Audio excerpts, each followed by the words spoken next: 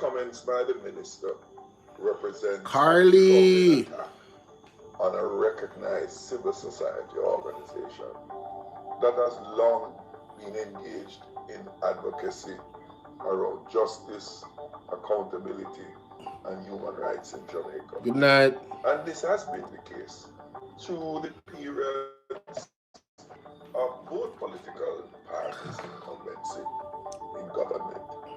In a democracy, civil society plays a legitimate and necessary role in strengthening institutions, providing transparency, and fostering public confidence in the rule of law. Responsible leadership demands measured language, especially on matters involving human rights, police accountability, and the protection of life. National security is far too serious to be politicized through hostile commentary. Jamaica needs mature and responsible leadership that encourages constructive engagement with all stakeholders, including civil society, in a collective effort to make our country safer for all. I urge the minister to humbly withdraw the statement and recommit to respectful, responsible engagement on issues of public safety, policing, and accountability, for which no person or entity is exempt. At pnp.org.jm or check us out on Facebook at Jamaica PNP. So, Mr. Fitzjackson, with a very necessary statement and response and recommendation towards Horace Chang. Play that again. Is a release from the People's National Party Media Unit. What is going with my internet? Comments by the minister No, man. represents a troubling attack on a recognized civil society Something going to be organization internet. Me no know. that has long been engaged in advocacy around justice, periods of both politics in strengthening institutions, providing transparency, and fostering public confidence in the rule of law. People's National Party Media Unit. The comments by the minister represents a troubling attack on a recognized civil society organization that has long been engaged in advocacy around justice, accountability, and human rights in Jamaica. And this has been the case through the periods of both political parties' incumbency in government. In a democracy, civil society plays a legitimate and necessary role in strengthening institutions, providing transparency, and fostering public confidence in the rule of law. Responsible leadership demands measured language, especially on matters involving human rights, police accountability, and the protection of life. National security is far too serious to be politicized through hostile commentary. Jamaica needs mature and responsible leadership that encourages constructive engagement with all stakeholders, including civil society. Of course. In a collective effort to make our country safer for all. I urge the minister to humbly withdraw the statement Humble yourself. and recommit to respectful, responsible engagement on issues of public safety, policing, and accountability, for which no person or entity is exempt. At pnp.org. Big up Mr. Fitz. Big up Mr. Fitzjackson. That was a perfect address to Horace Chang. Now, one thing, I really wouldn't give him any more time if he apologize if him not apologize already, you know. You understand and see. Kevin O'Brien run out and a chat be a foolishness and a back foolishness. My name Kevin O'Brien Chung or Chung, something like so, whatever. I think he have some involvement with Fontana Pharmacy. I will say less. Anyway, I guess what this man talking about immediate transfer of NEPA to environment and ministry. What? What am I say? Hold on there.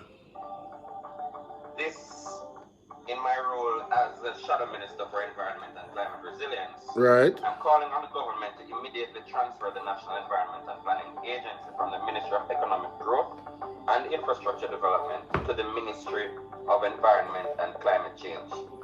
NEPA currently falls under the Ministry of Economic Growth and Infrastructure Development. Its portfolio minister is the Prime Minister, Dr. Holness. So hold on, why would NEPA be under that? I never knew that. Did you guys know that? NEPA is supposed to be protecting the environment. Why would NEPA be under financial ministry? Wait.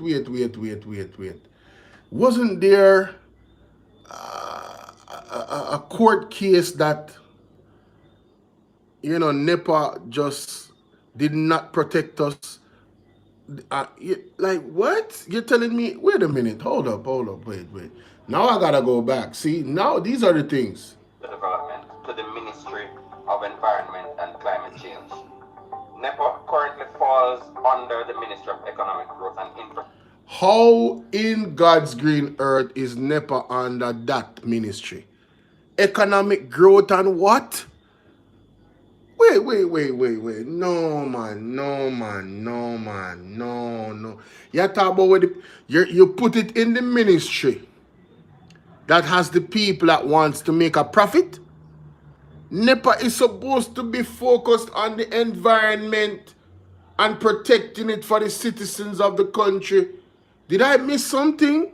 Wait a minute, ladies and gentlemen. See, these are the things that get me pissed off, you know. And I'm sorry. I'm very sorry sometimes when I shout. But honestly, I have to keep it 100. NEPA, Jamaica, right?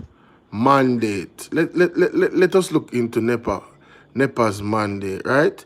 The National Environment and Planning Agency of Jamaica is an executive agency under the Ministry of Economic Growth and Job Creation, mandated to protect the environment, box cover, manage natural resources, and guide land use and spatial planning. Now, the people that are in the economic growth and job creation don't necessarily have the conscience or the wherewithal to guide land use or protect the environment. Because if you follow the people in the economic growth and job creation, it's all about using up more land and not necessarily taking care of the environment. And somebody tell me if I'm wrong. Chris, how you doing? How on a seat? I think they need to be in separate ministries. You understand? I don't think there should be in one ministry. And I think that NEPA needs to have more teeth. I think NEPA needs to, I never knew this. No, I never knew this. I don't know if you guys knew this, but I never knew this. Immediately transfer the National Environment and Planning Agency from the Ministry of Economic Growth and Infrastructure Development to the Ministry of Environment and Climate Change. NEPA currently falls under the Ministry of Economic Growth and Infrastructure Development, whose portfolio minister is the Prime Minister, Come on. Dr. Holness. What? As a result, the same portfolio is responsible for promoting major infrastructure expansion and economic growth, also oversees Jamaica's principal environmental regulator. This is not tenable. It cannot be. It can't be. There has to be a conflict of interest there. People that are environmentalists think way different from people that are capitalists. Capitalists don't have a lot of care for the environment. Let's just keep it real. So if your aim and your mandate as a capitalist is to make more money and expand business, you're not going to want to stop expanding. You're going to use up all the resources until the country is bled dry and there's no more natural resources left because you're caring about your pocket alone. We need people with conscience.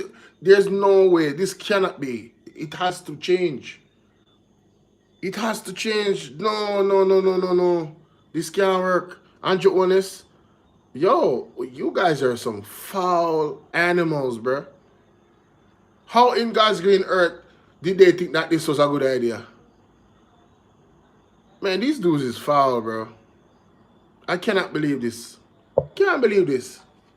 Environmental regulation must not only be Christy say, it must be seen to be independent. It must not only be independent, but seem to be independent. NEPA can't be independent when you have the two of them mix up with economic growth and job creation. No, brother, this kid, no. From I saw this was a red flag for me. When the man said that, I was like, what?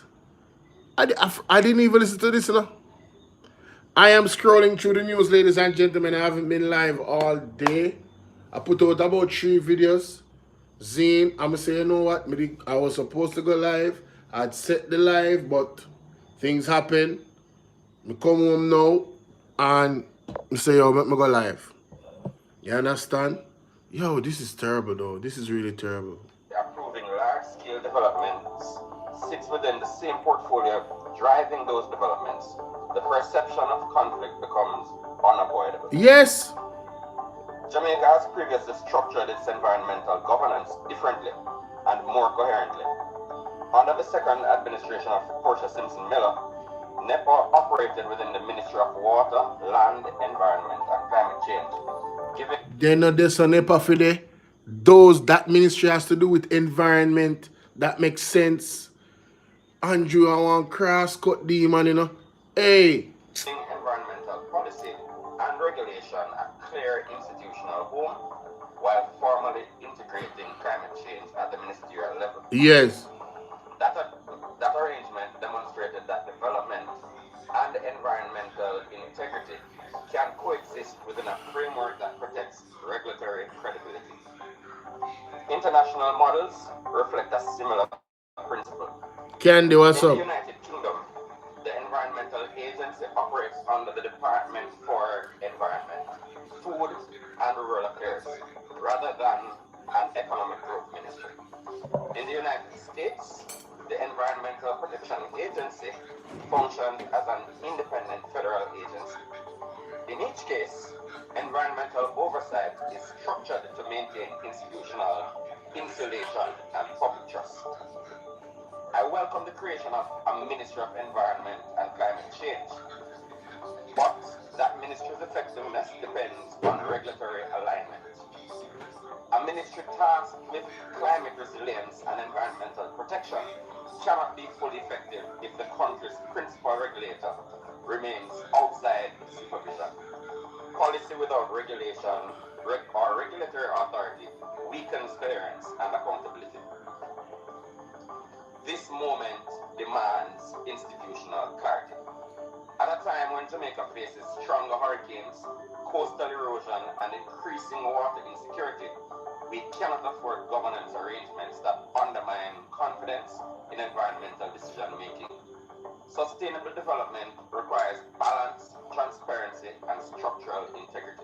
I'm urging the government to realign NEPA and the Natural Resources Conservation Authority under the Ministry of Environment and Climate Change and to strengthen statutory safeguards to ensure transparency and regulatory independence. Environmental protection must never appear subordinate to economic expansion. Our governance framework must reflect long-term national interests. Whoa. At pnp.org.jm. I want to thank Mr.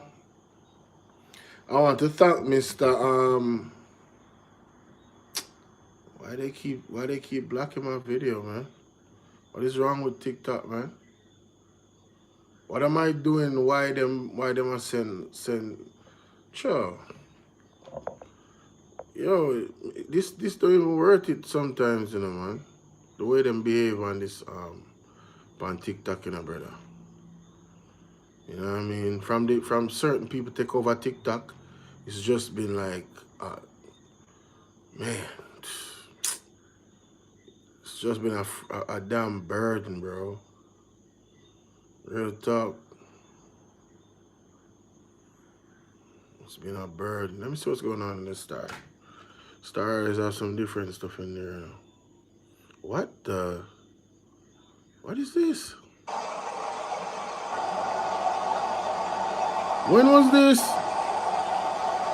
What the? Yo, y'all seeing this? Yo, when was this?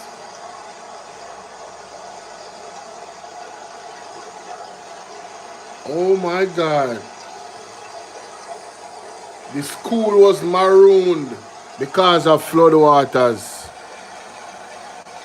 Teachers and students trapped. Wow. Nobody cannot cross that. If you try to cross that, the water will take you away, you know. If a vehicle try to cross that, you know, the water will take them away too, you know. I hope no vehicle ever try. Look at that, man. Oh my God. Yo. The water is above the man. Yo, the water is almost at the man's knee. The water is almost at his knee. What is going on? Bro, what is going on, bro? Candy, thanks for sharing and liking. No, man. Grief deepens in Denhamtown after double tragedy. So, the father passed too?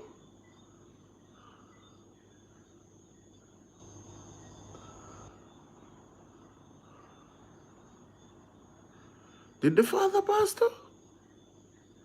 Oh, no. God have mercy. What is this?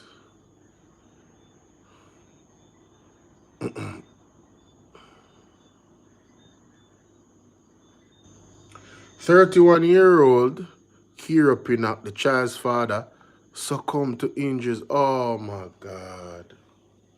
Oh my God. Jeez, people in them place there, boy. Yo, at some point, I tell you now.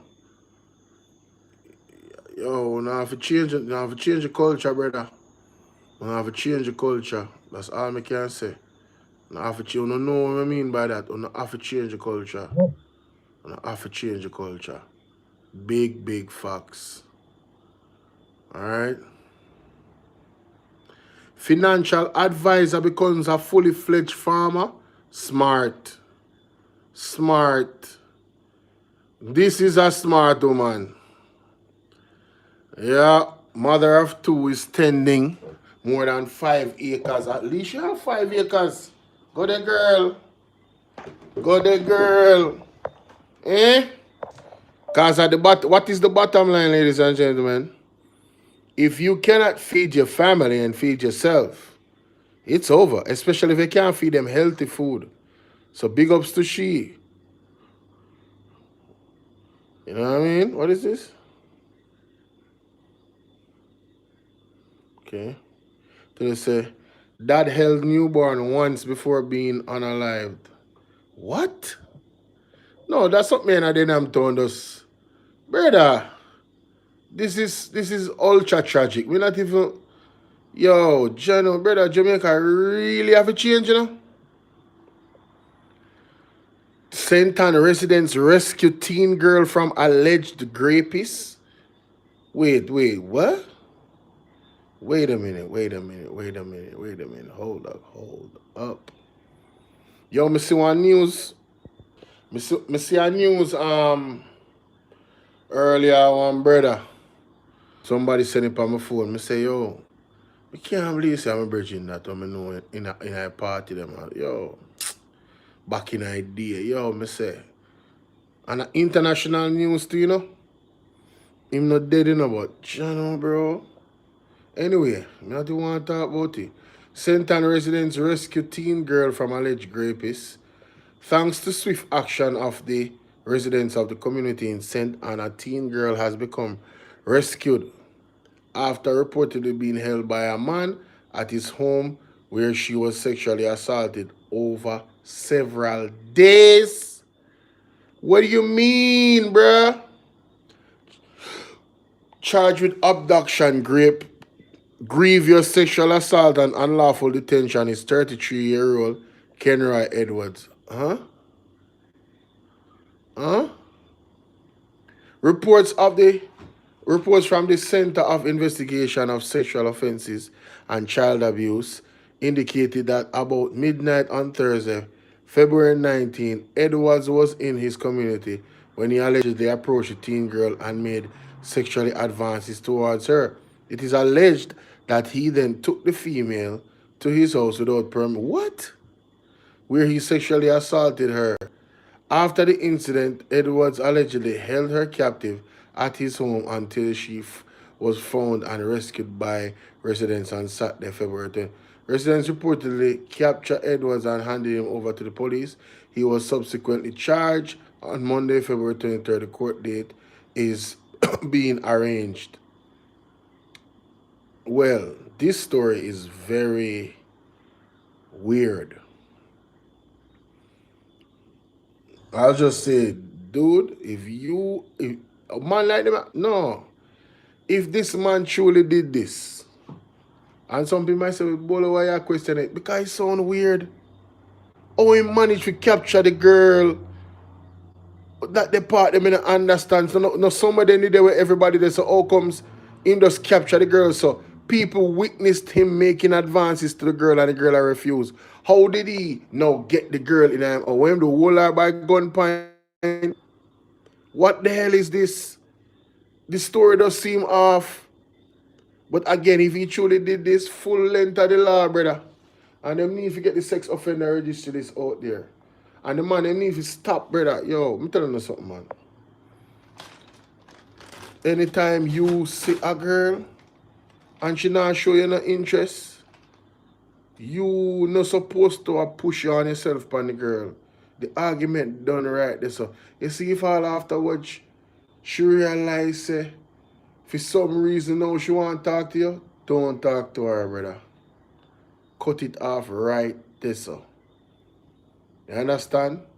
Don't play games with people and don't make nobody play no games with you. Straight up. Respect people's space, respect their wishes, move on. What kind of shit is that? What did they expect for you? Hold the girl in your yard forever and just grape her till she what? Till she love you now? If the story is like this is crazy. That's crazy. Everybody know where you live, obviously, because the people them come for the girl. According to the story, right? Them come for the girl, take away the girl from the kidnapping, and then capture you. What kind of madness are going on in Jamaica? Jamaica not normal, man. Sometimes I have to scratch my head. Deportee held no. So I got teen girl. Teen girl finds strange man inside bathroom while home alone? No, wait, what? What? Man, no. Yo, me feel like a star make up that story. No, do not allow. Me feel like a star make up that story. I'm not telling no lie. Yo, what the hell is this? What started as a regular Saturday afternoon turned into a nightmare for a 15-year-old girl in Mandeville when she stumbled upon a strange man inside her bathroom while home alone. The incident happened at a house on Grove Road about 2:30 p.m. on February 7th after her mother securely locked up the house and left her inside. But later, she heard strange noises coming from another section of the house. Thinking something was out of place, the teenager went to check. That is when she made a chilling discovery. According to the police reports, the child reportedly saw a man inside the bathroom. Shocked and frightened, she immediately raised the alarm. The intruder fled through the bathroom window and must descend come through. Arrived when coming come through, fled through the bathroom window before help arrived. Mighty God. Police were summoned and the process the scene. Investigations later revealed that the suspect allegedly gained entry using a ladder that was on the property. Let me tell you now. A surveillance camera valued at 8,000 was also reportedly destroyed during the break-in. So the man breaking and coming at the lady bathroom. Mighty God. Yo, people, go check pound the door them here. On the windows them. Andrew did say we could have left the window them and door open. Man, all I use leather. Sleuths assigned them to Manchester Police Division later apprehended 27-year-old Andre Mackenzie of Fosmore Drive, Mapen, Clarendon the same day. On Monday, February 9th, Mackenzie reportedly gave a caution statement in the presence of his two justices of the peace during which he confessed to the crime. He has since been charged with housebreaking with intent and malicious destruction of property. His court date is now being arranged. Mighty God.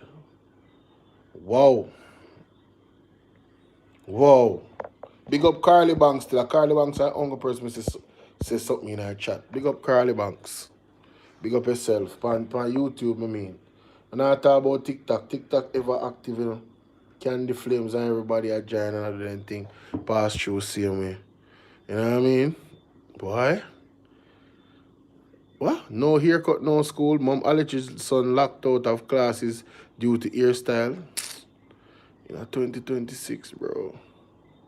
Jaja. Things that when them fight for in school, them I get sex ties. That is something for them to fight for, bro. And stop that, bro. I talk about picking the hairstyle, brother. Joke thing. The 30-year-old pump attendant. Oh, yes, thank God. Me just remember. Let's go to that story. Mighty God. We need a divine intervention. We're tired of the madness in the country. See it, yeah? Make we listen to mums right there, so.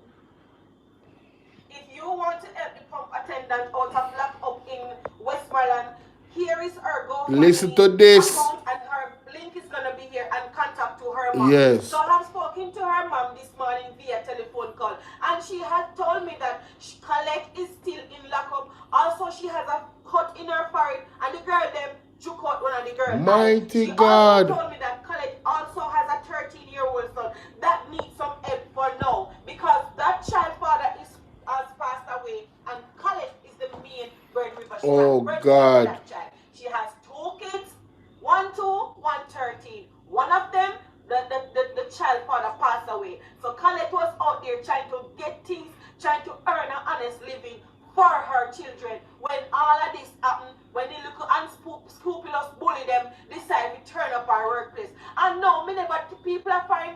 Me never did think, nobody did tell you no.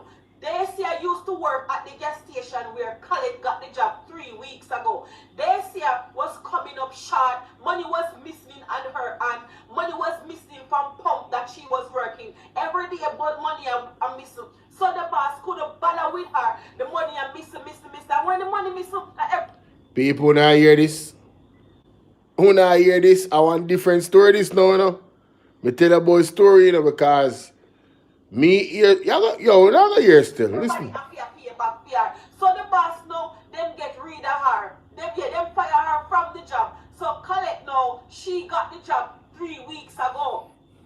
When the boss fired Dacia from the job, Dacia continue to go back to the job, even though the boss tell her not to come back there. They even tell her to come when the boss is there for her pay. She don't want to do that. She never want to do that. She want to go back at the job, go harass the new employee. That was Colette at the time. She went back there to harass. Every day she go there, she got harass the people.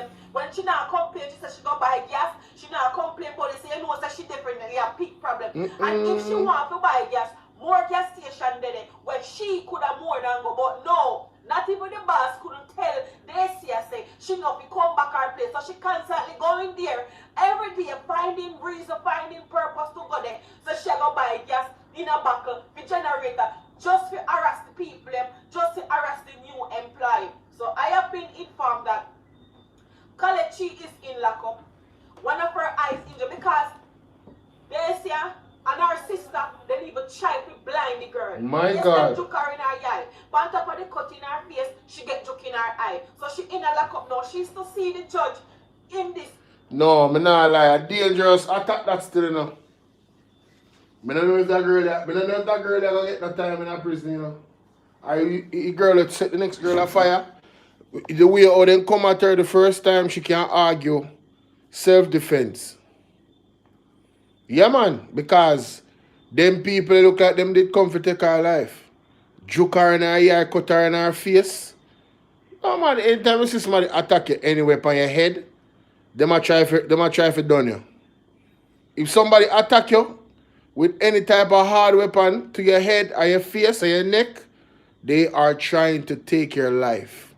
You can't argue that in a court. So I don't know if this girl here get no time in a prison. Make we see. But this not sound normal. And every day she go there, according to the story, every day she go at the gas station, the man tell her, say, don't come back, that are the owner. If they can verify all of those things, you know, I don't think this girl here getting no trouble, you know. The one where them lock up, you know. Where set the girl on fire. Judge. So the family has put up the GoFundMe as you guys has asked, and I am doing you guys the favor because you guys want to help, and I know the GoFundMe. Here is our GoFundMe. I'm gonna put our link. Everything is gonna be in my description here, in my comment section. I'm gonna put it. So guys, I know I no time for to run out because I say, I don't want to help this girl. And me now 2 months, my shit her back and belly. The only reason why I want this you have to survive too is because me don't want to collect get the murder charge. So it depends on who want to go help she. Me don't want her to lose her life, you know. Regardless of she do all of this, no. Me want her to survive just because I collect safe, because me don't want collect get the murder charge and have to go with a prison state a girl left for a baby, especially the son when she have when I have a father, when theme father pass away. So I collect now, I feel a child to make ends meet as a mother on her own for her 2 kids them. Her mom is has her children now. I'm gonna put all her information to contact her mom. People are foreign, we want to know to stand up for this year. For college picking them. Yes, we want to know to stand up for college picking them. We don't go hard that them, man. We don't be their godmother and be their auntie and their uncle until this girl can come out and get back on her feet because she never do nothing wrong. She defend herself because we are behind to God. Me I tell you no. Any of this girl could have never defend herself, then 2 girls then would have go right at the gas station go take the girl life just so. My God. The girl do not, you know, and it's not over no man business like what you hear that? Because her boyfriend was on my life last night. You hear that? That's why when me hear the story, them I say over one. Me I say, no man. I can't over no man. Nothing can go so. I must joke. I can't nothing go so. Me say that 2026. I said no, so this serious. It's not over no man business. The girl just get the job, they see her get fired. Money did a miss on her account. And she still continue to go to the people in business place and harass the new employee where the people them hire. She just always find excuse to go there, make problem, pick problem about this, pick problem about that. Until she tell herself, she a go there, we go attack the new employee. That's a call it. People are foreign, you do what you can do and run out and just, you know what me I say, because you don't want me, I know that. If you want to help. Well, that. You see me, you can go on People Are Foreign TV. You see me? Yeah man, see our page there, you can go to that video there if you don't want to help the young lady where set the next lady on fire. To when me I see on the internet, most people against the girl where get set on fire, is it? That may I say.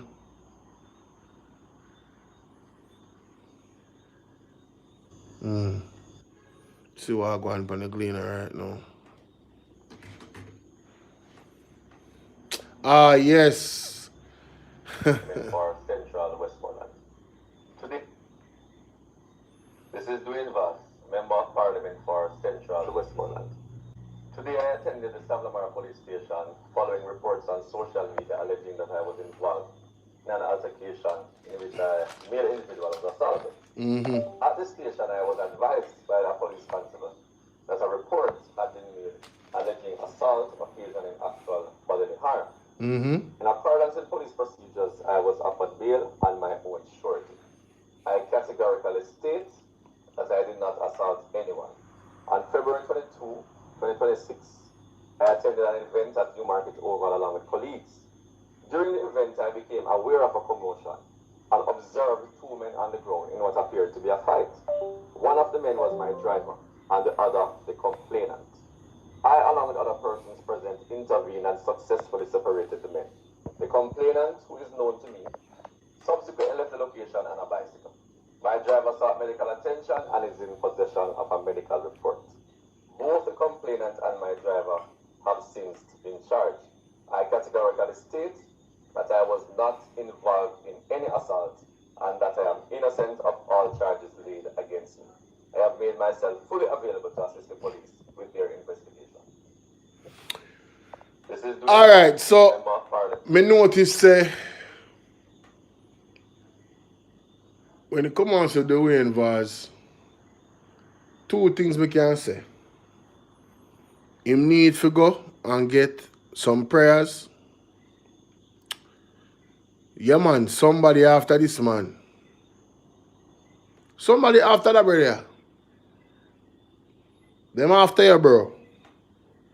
Yeah, them after you. Wicked, wicked, wicked. That the conclusion that me come to. Chrissy, what's up? Cardine, what's up? Candy, what you think? No, for real. Matthew, what's up? Me feel like say I said, yo, this a money. No, man. The PMP lady come out, and when I look upon the text them with him and she, that they are caught because him sue for defamation. You feel me I deal with? And then other things come up with him name. Virgin, may I tell you, something spiritual are going on in your life. You look like you get attacked, brother. You need to go seek him also. That's all I can say. Because I don't believe that this man did involve in no altercation for assault nobody. Which politician you know just put themselves in that type of position there? Right? No, my general. Politician roll on with police. You feel me I deal with? Politician roll on with police, bro. You see me? So this man come like him and then the news.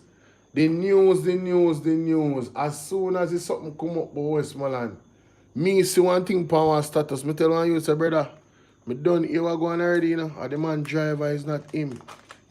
You understand? So me know so on a jump if you go put up them thing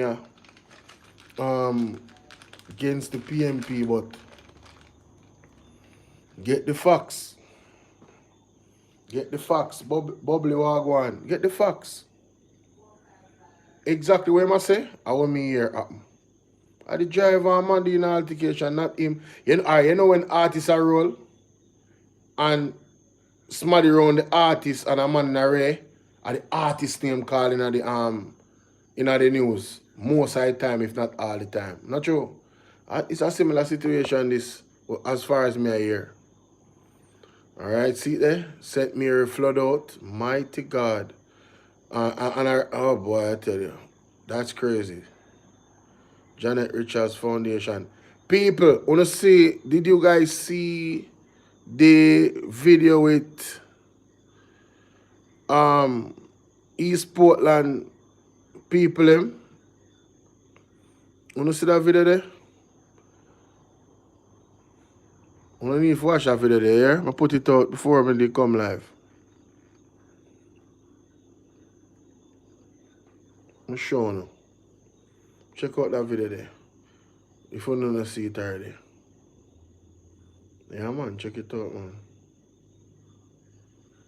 Right there. Last video I'm going to put up. See it there? Right now, people are mad, you know? The man ain't not tell the people nothing sensible. Right now, people are not East Portland mad. The land agency not even show up. And the man who did not tell the people nothing sensible. That video, see there? East Portland, breaking news. East Portland residents left feeling disrespected. No, yeah, I need to, that's messed up. When did that happen? E, that's an E right there. Them left feeling disrespected by Andrew Holness administration. Yeah. Violate the people, them, bro. Oh, the man I go tell the people them saying in 2 months' time, them I go bill. Them I go start bill and they never have proper consultation with people. So basically, I tell the people them say, yo, you no matter what I deal with it, no. We are doing what we are doing, you know. Carly, look how much things Andrew and his MP doing. And the labor rights will not talk about it. Yeah, I mean, I just talk about it because me hear what I'm already, you know. So because Dwayne Vaz put out a statement, just me address it. Yeah. You understand? Yeah, so him come confirm everything when me hear. Him drive on a man in the altercation, not him and a man. But you know, sometimes the devil send agents, you know. You understand? Sometimes the devil send agents. But ladies and gentlemen, you know, I didn't talk about it. Let me go there. Let me go there. I never talked about it, you know, man. I never talked about it. What a shame. Courtney, are you ready? I heard Dr. Batty Jerry Mighty God. recently speaking about the losses. Agitation, my dears. No, hold on, no, we can't make Andre face looks up at it. No, hold on, people. Let me change that. Oh my God. Lord of mercy. Right, that bit. Saying that there will be some transitions that have to be made in short order. Yes. Then today, a birdie stopped by as a teacher. The birdie bought some Kenyans, Courtney, and some Jamaicans. As a teacher, I need to whisper something to you. Yeah, you want to say, Courtney? They said, teacher, I need to whisper something to you. You know that significant changes are coming to nationwide, and a lot of people losing them work. A lot of people losing them work. That no sound good. Is there a vacancy in the office of the Prime Minister? What can go so? Me not tell no lie. Last night, Andre had a masterful class. The way how him transition the conversation them from one topic to the next, masterful. No joke about it. Since Naomi left Courtney, is there any truth that Ricardo Brooks is still to become the new press secretary for the office of the Prime Minister? Ball out. I am going to ask tonight, Ricardo Brooks, are you wanting to become the new press secretary for the office of the Prime Minister? Bolo! Now, I'm going to be very disappointed if this is true. And let me tell you why, Candy. Let me tell you why, people. Right? The other night, I was looking at the video on TikTok where he said that this would be his last week and on Nationwide.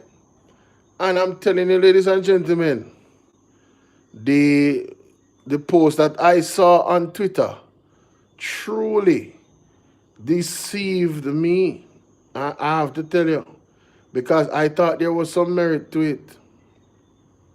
You understand? I thought that, let me see if I had reposted it. No, I didn't. No, I didn't. I didn't repost it. All what going on, you know, people, we are going to revisit this, you know. Yeah, man, we are going to revisit this. Because if them feel like, say, Michael Leach in interview, stop your son a 9-day wonder, they make a sad mistake. But the post that I saw on Twitter, it was saying that, you know, there's some trouble in NNN and it appears as if, you know, the brother is unpopular among them. He might the least unpopular one because he look like him have some level of integrity. And I was thinking, you know, they might be right.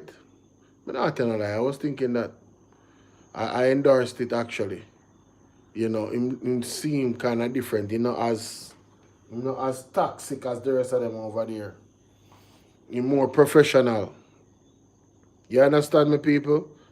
But anywho, what Andrea asked right or so, make my jaw drop a ground. How this go? How this really go? One more of the boys. One more of the boys from the incubator. Yeah, they need. One more of the boys. Is there any truth to the argument? My God. Ricardo Brooks, Jamaica. You just really look like an incubator. No more know where Andre find that picture you from because, yo, one time me do an article and I couldn't find one proper picture for the brother, you know. Ricardo Brooks. Goodness gracious. This looks like an incubator, Jamaica. Hey, mighty God! Mighty God! We need your divine intervention! We're tired of the labor right! Wow. What? I'm not sorry. Yo, Merle, what's up? What's up? Hey, Merle, what's going on, Merle? What's going on? Carol Banton said, look how much things on Johnny. Oh, yeah, I heard that already. What's up, Merle? In this country. Something all right. Something is not right. That the nationwide news revolt Yes. is a recruiting sector Mm-hmm. for the media operatives Yes. in government. Yes. You didn't know? Ricardo Brooks, Naomi, and the many nameless others. I am saying to you tonight, Jamaica. That look good. Now you understand. Now you understand why revolt. Why you revolt. Remember Africa. It's all of them, you know. All of them, Jamaica. When Baker said that nationwide news is an incubator, Never tell a lie. I like found it up. And then stay with Mama N. And when Mama N said, now I will release you, Mama royalty. You know when she make up her face foundation by the daytime, you know. And she talk about she own it, and Jamaica, she said, and you can't believe it. So you know when Mama N said, come, my little chick, come. Come. To release Mama Cliff, Lady Cliff, and to release her hands on the country. Yes. Carly, I mean, honestly, I'm telling you. But this made my day. This right here made my day. I'm going to get my speaker.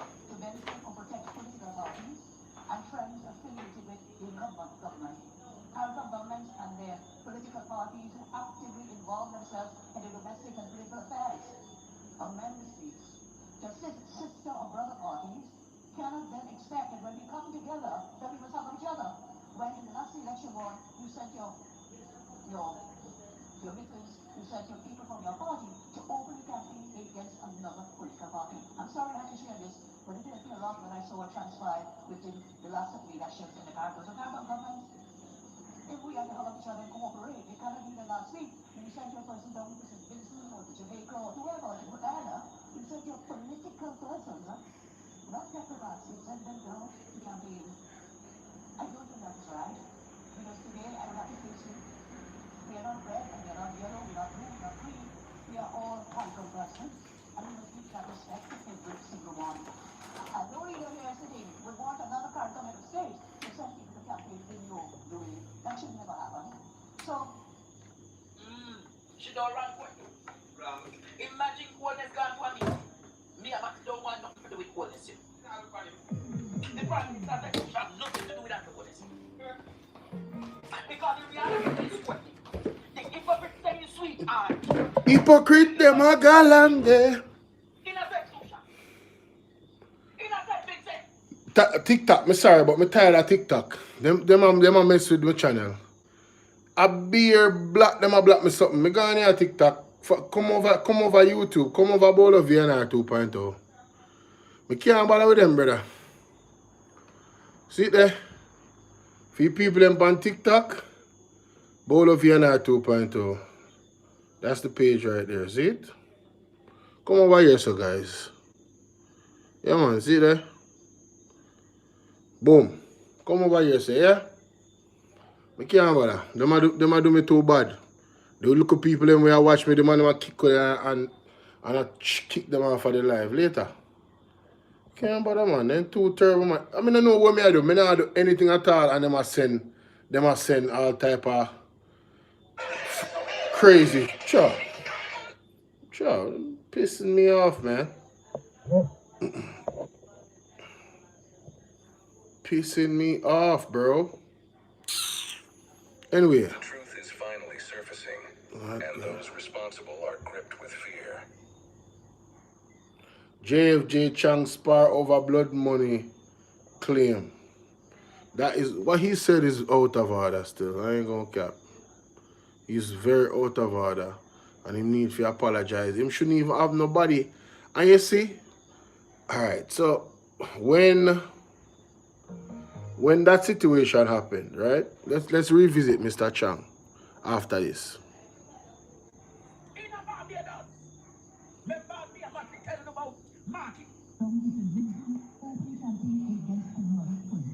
I'm sorry I have to share this, but it hurt me a lot when I saw what transpired within the last set of elections in the Cargos of Cargos.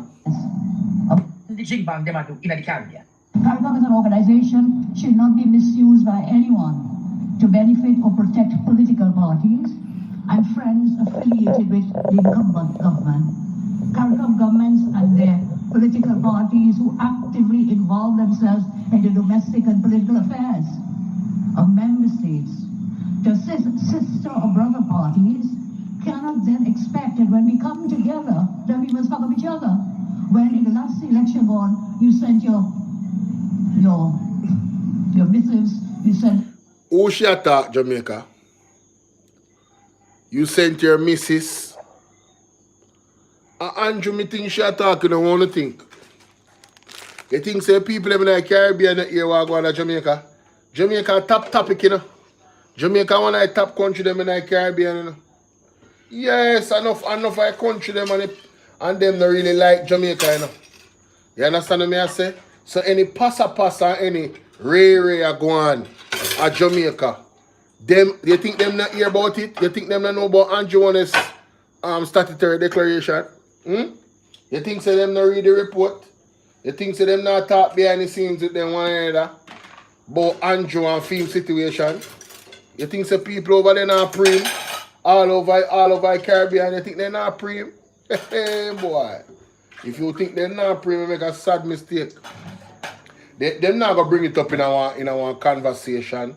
That's not how delegates work. But you understand? The human, them susu just like everybody else, you know. Yes, I think they're not chat about scandal and this. And remember say Andrew Holness scandal big so, you know, people. Andrew Holness scandal them big so, and a normal scandal back them. So you can't stay there. From your party to openly campaign against another political party. How rude. I have to share this, but it hurt me a lot when I saw what transpired within the last set of elections in the Caribbean. Yes. If we had to help each other and cooperate, it cannot be the last week. You send your person down to St. Vincent or to Jamaica or to wherever, to Guyana. Who make you think she called Jamaica name? Shots fired. Shots fired. Andrew Holness. You need to come down. You know too much, man. Gone in our people in politics. You need to come down. You need to stop it. Damn out of order. You know? I like how she burn him out. And I me I say she burn him out. I never she say she burn him out. Don't get it twisted. I could be wrong, but I don't think I am. Send your political persons, huh? Yes. Not technocrats. Yes. Down to campaign. Then I will send such people who campaign. You remember when the road that they done in the Caribbean and we asked about Holland there? storm just lick. If you show you all them nothing, you know, Jamaica I go through a crisis and she find time for going other people politics gonna jump up and down. You think so she could have done that without the consent of Andrew Holness? Ladies and gentlemen, who thinks that Andrew Holness no know about that? He have to know about it. He have to know say she a go where she a go. If I even that alone. And even if him never send her, right? Whether we want to believe saying send her, even if him never send her, him know about it, that is enough. Him have to know about it. You feel me I deal with? Because him are the chief and him delegate. I want to know say Andrew love micromanage already and you know that individual comes with some currency. I don't think that is right. I don't think so either. Today I will have to face you. Yes. We are not red and we are not yellow. Yes. We are blue, we are green. We are all CARICOM persons. Give that respect to every single one. Yes. And no leader here sitting would want another CARICOM head of state to send people to campaign in your Dwayne. Hey, why she a point over Andrew Holness seat there? So hold on there. Hey, the Andrew Holness is a sitting right there, so. If I am not mistaken, you know what? Make me go look for this. Let me go look for this. CARICOM meeting. No, me I go look for it myself. More want clearer vision. Me want one clearer vision. Alright, see it? Alright, yes. Alright. And cooperate. It cannot be that the politically campaign against another political party. Yes. I'm sorry I have to share this, but it hurt me a lot when I saw what transpired within the last set of elections. Yes. So CARICOM governments, if we had to hug up each other and cooperate, yes. It cannot be that last week you sent your person down yes. to Vincent or to Jamaica or to wherever, to Guyana. You sent your political persons. Yes. Not technocrats. You sent them down to campaign. Yes. I don't think that is right. No. Because today I will have to face you. Yes. We are not red and we are not yellow. Quite we are not so. blue, we are not green. We are all CARICOM persons. Right. And we must give that respect to every single one. Yes. And no leader here sitting would want to... What me tell you, say Andrew Holness there. In can't clap. Jamaica in can't clap. Look on it on them. Hey, what are they? Wait. It me now, ball. Watch him. Watch him, Jamaica. The man is very... See my right, sir? He is very uncomfortable. Him very uncomfortable, Jamaica. Respect to every single one. Watch out. Everybody a clap. Here sitting. Andrew Holness don't lift up his hand all no. Andrew Holness don't lift up his hand all no. Another CARICOM head. Hey, me love the cameraman. Hey, cameraman, big up yourself. You know what time it is. You know the assignment. Zoom in on Andrew, dog. Watch him on the head. He nervous. He feel uncomfortable. Yo, bugger, yo. Hey, Kamala. Yo, big up yourself. In your domain. Big up yourself. Me don't know much people catch that, but I caught it. You have to know your prime minister, sir. You know what I mean? You have to know. See that? When I tell you, see me right there, sir? Boom! That is him right there. That is Andrew Michael Holness. Everybody else a clap and know. Watch someone over here, sir. No, you see that brother, you know? Sir, why you so mix up? Look upon him. He mix up him. Watch him a clap. Watch out. And we must give that respect to every single one. Yes, watch out. And no leader here sitting would want another CARICOM head of state to send people to... You remember when Miss Kamala, when I point her finger over there, so? Me tell you, say over the Andrew there, straight over there she wanna look.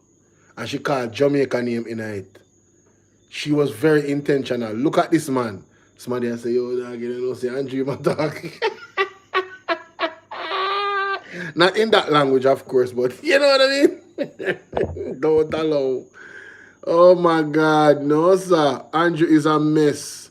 It's embarrassing though. I'm laughing, but it's embarrassing. It truly is embarrassing. Who them people over there up on that side there? You know, say, me and Matley no do market me, so.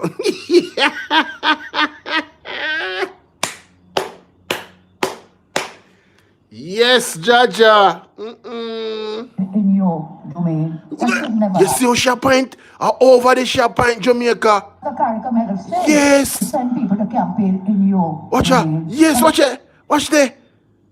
Over where Andrew the she point. Should never happen. Yes. So that has led to what I say unneeded factional division. Yes. And private conflicts between regional leaders Yes. and political parties. You hear that? Private conflicts.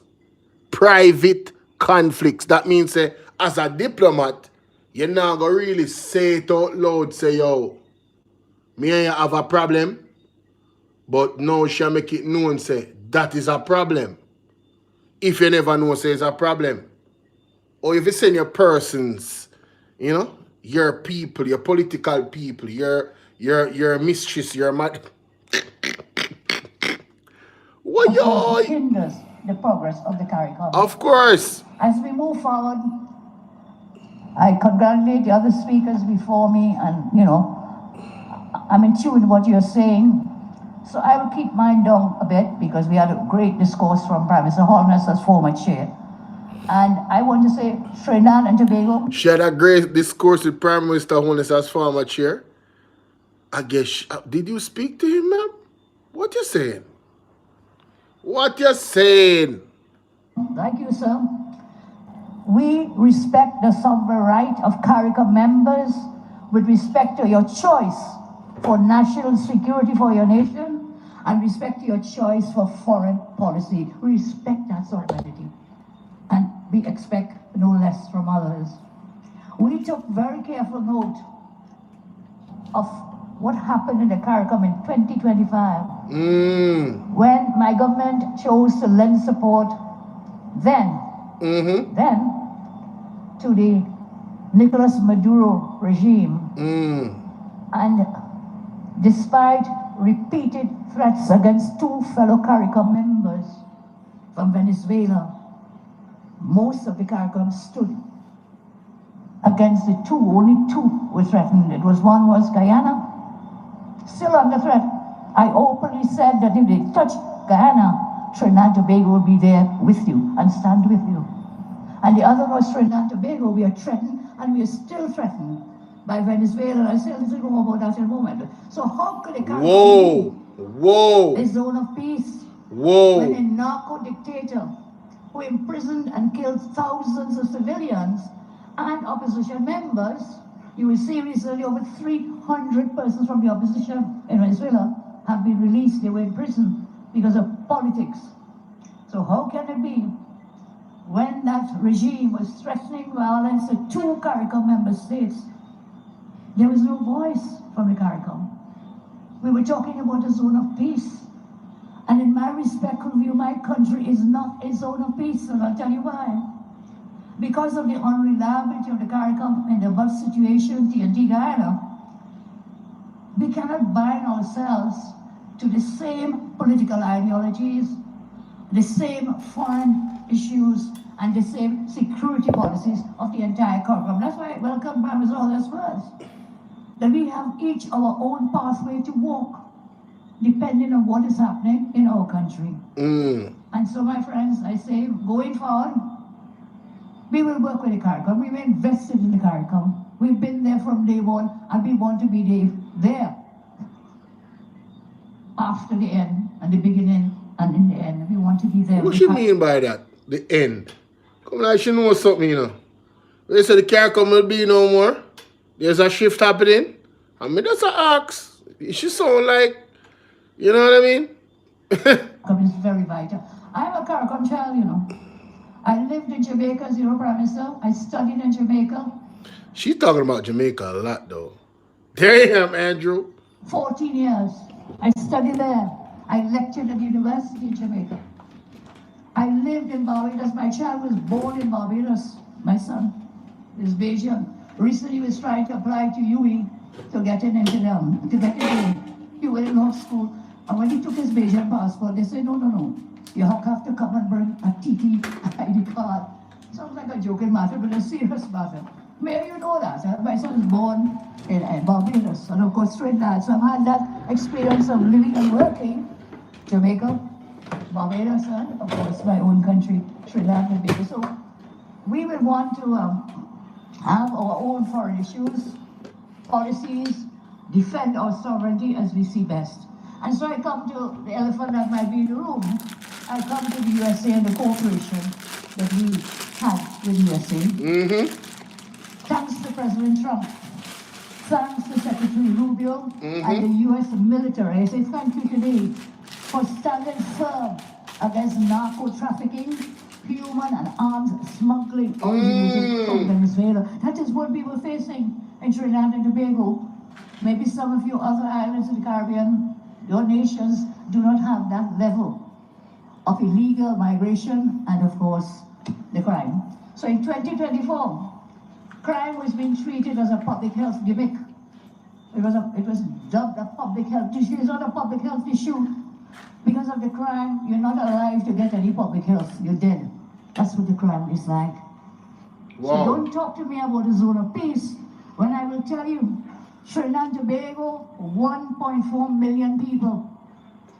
We recorded 623 murders in 1 year, in 2024. And 40% of those murders, they were gang-related, driven by narcotics, by firearms from smuggling from Venezuela, and gangs coming out of Venezuela and mingling and mixing with gangs in Trinidad. In 2025, change of government, change of policy to treat with the drug cartels and the gangs as violent terrorist organizations.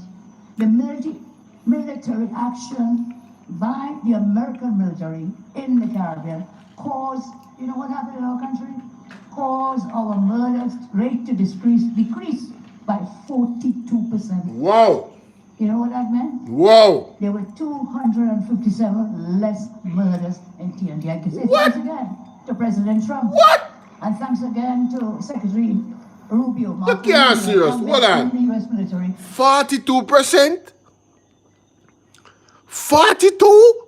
That's almost a half of the murders. Yo, that's wild. I'm going to listen to this. For the cooperation, what is shared with us for national security. What you say?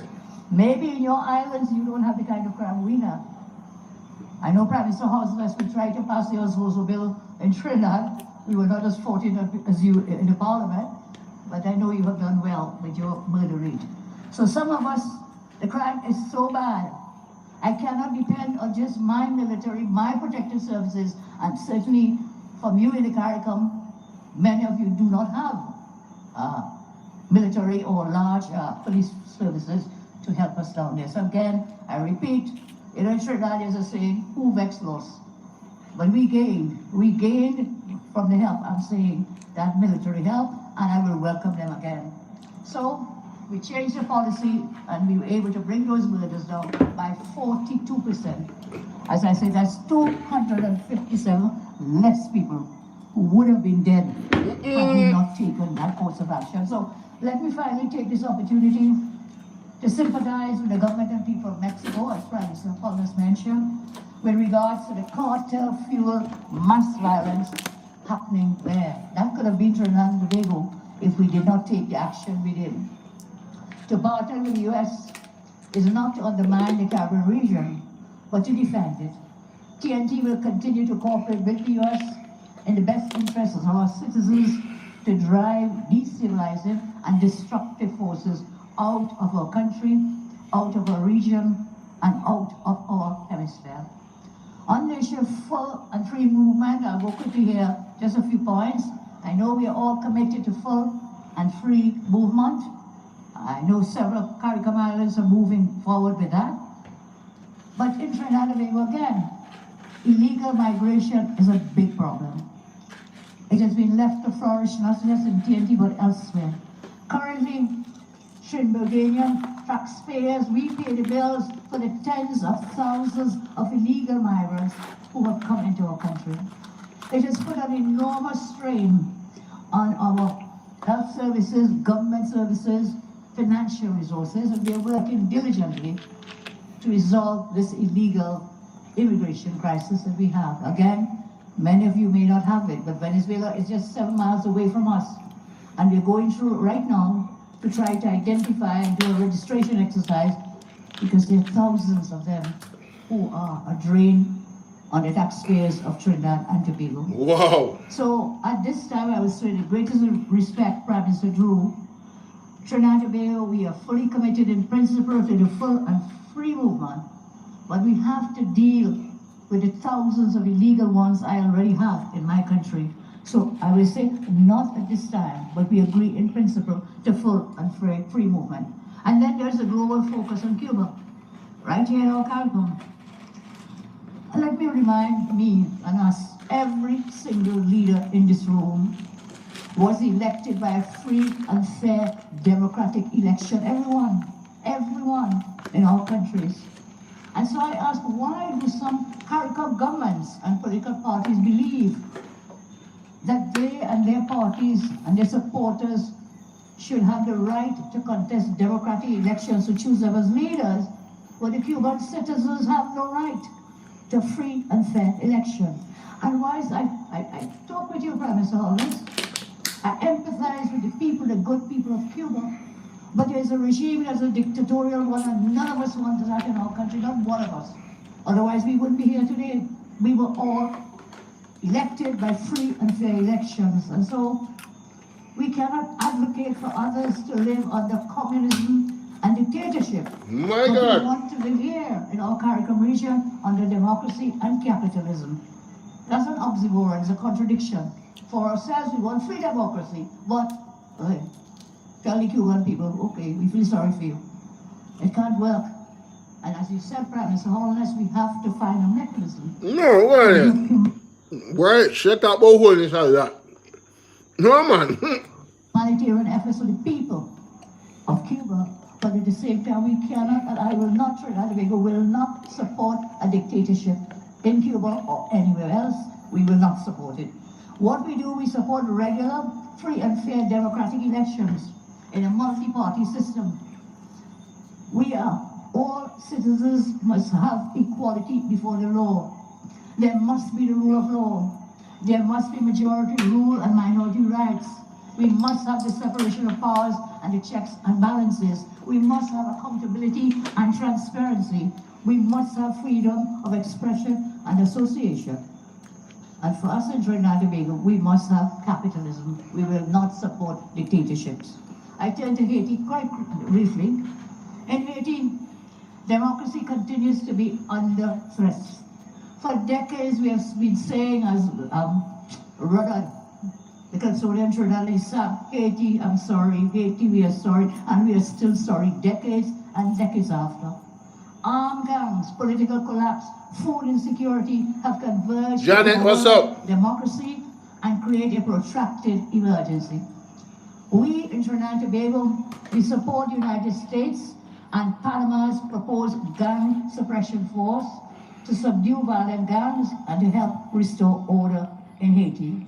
We are committed to sharing the burden with the US and Panama and other willing countries to assist the gang suppression force in bringing peace to Haiti. We have to come together to help them. In conclusion, I say, I began by reaffirming Trinidad and Tobago's commitment to CARICOM. In that spirit of regional partnership, we warmly invite member states to encourage their nationals to take advantage of the new educational opportunities in Trinidad and Tobago. We have established, we are working on it now, we had built it 10 years ago, it was shut down, the South Campus of the UWI. We welcome all students from CARICOM.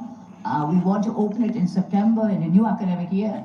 So we welcome CARICOM students to come to us for those additional spaces at the UWI.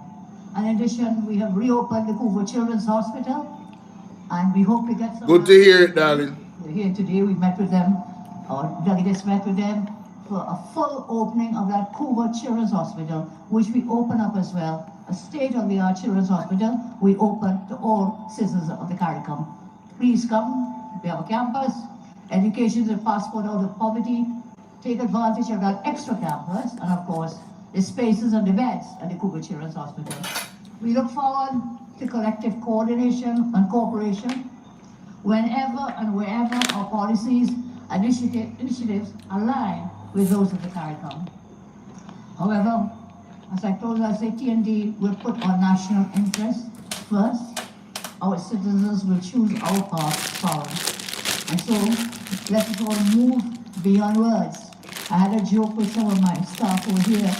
They came out today to no action carefully. Let's not continue all the talking, and let's what you did for the theme, beyond words, action today for thriving, sustainable CARICOM. I thank you very much. And wow, she said a lot. Yo, she said a lot, bro. She basically separated herself from CARICOM. This is what I got from what she said, right? We can collaborate, you know, where our interests align, but where it doesn't, we're gonna do what is best for our citizens. Who can be mad at her for that? That's what a leader is supposed to do. You need to come down. You understand? Who can be mad at her for that? Now, let's go here, ladies and gentlemen. Let's go here. Exactly. Yes. We are going to talk to him after. it's our split on Janet, not true. Talk truth, no Janet. Talk truth, no. Me can't vex with nothing what she say. Me can't vex with nothing what she say. She do what is best for fair people, them. You understand? At the end of the day, that's exactly what a leader is supposed to do. If she's consulting her Trinidadian people, and they're saying, listen, this is what we want for us. Well, it's your responsibility to make sure that you do that on behalf of them, because they're looking to benefit themselves, yes? That's exactly what the United States does, you know. That's what they do. They look out for their best interests.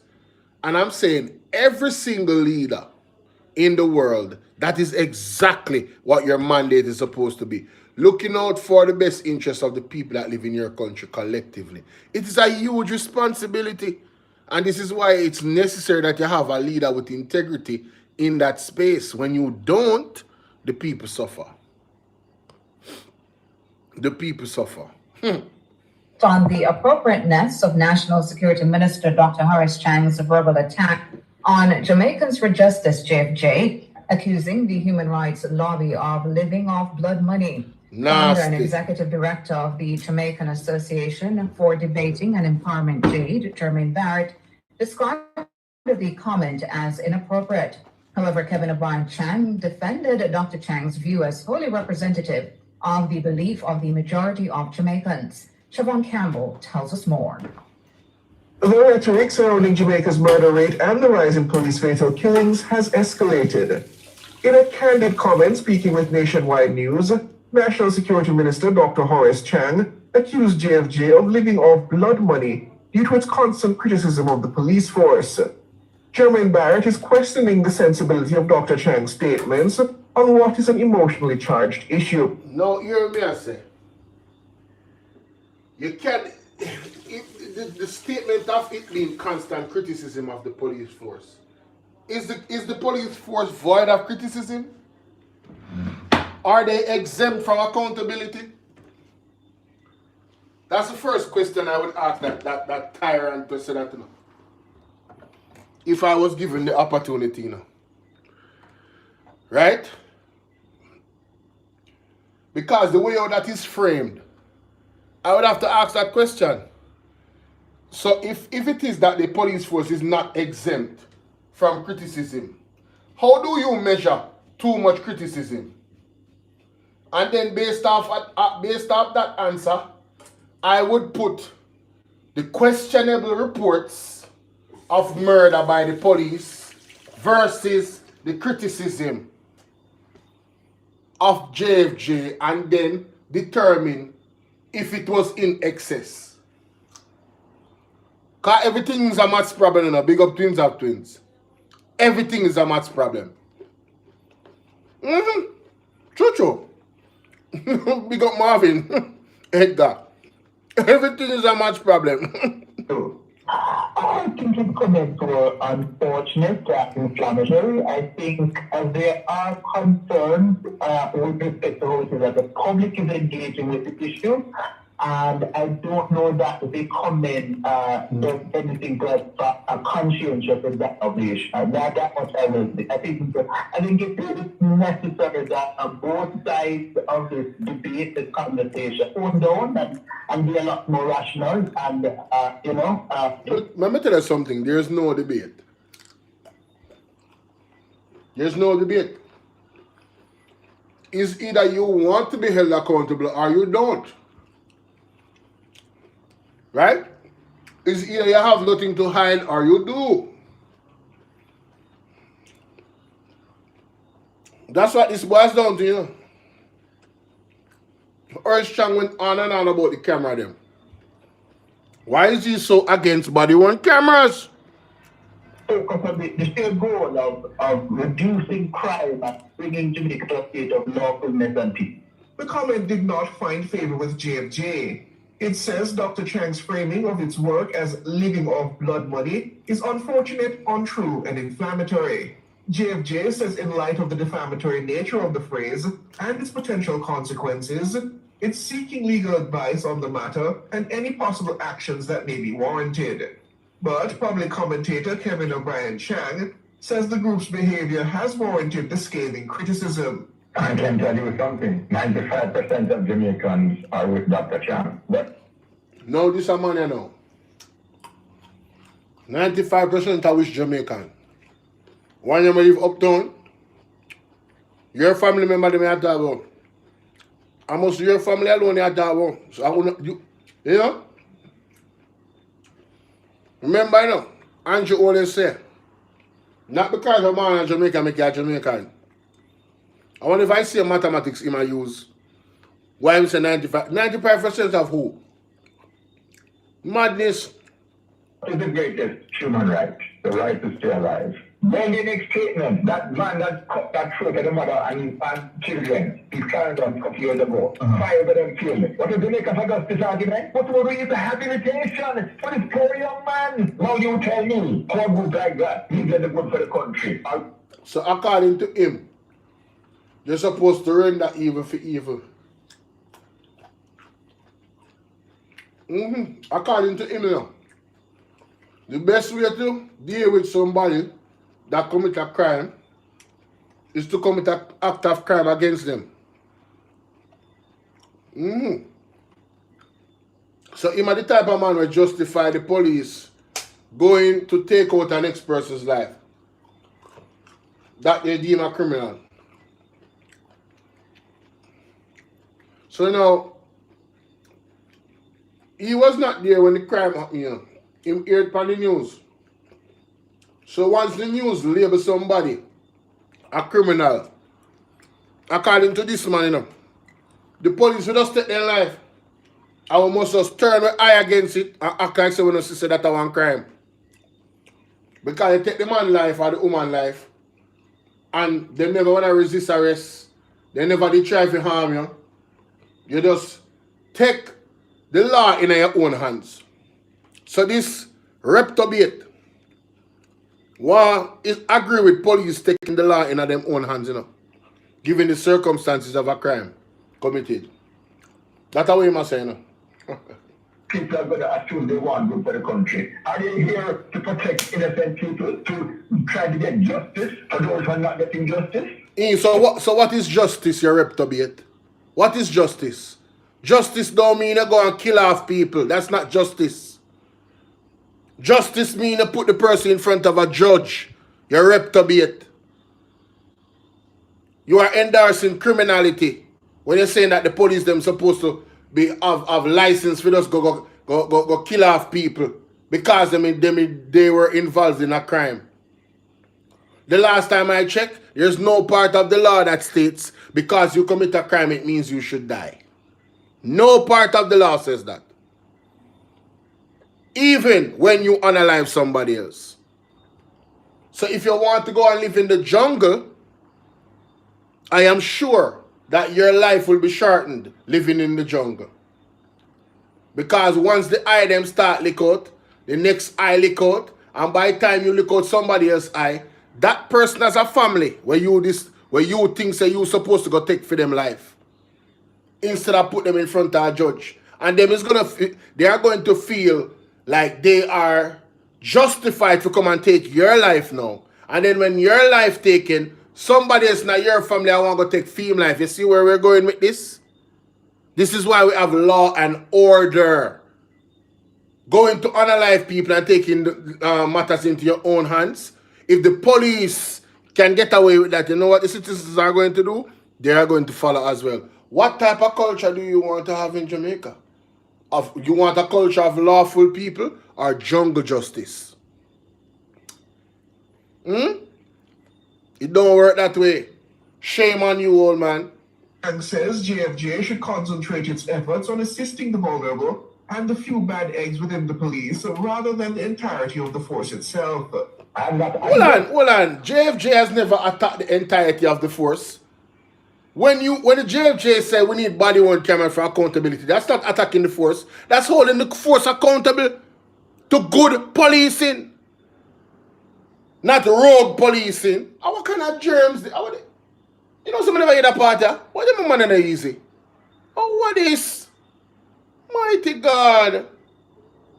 Human rights people, when they're doing their job properly and they're responsible and making the proper statements and seem to be defending innocent citizens. I support it 100%. But they had lost the plot 10 years ago. Totally went off track. It started when they started wanting to put these illegal things in school about buggery law and all that. They lost track of keeping innocent Jamaicans fighting justice for them. What you say about illegal? When you say about illegal something with buggery law, hold on, let me hear that again. Totally went off track. It started when they started wanting to put these illegal things in school about buggery law and all that. When they wanted to put these illegal things in school about the buggery law, I need to go research that. I need to research that. That's what I need to research. But how does that tie into the argument of good policing and blood money? I don't understand what the hell he's talking about. He's all over the place.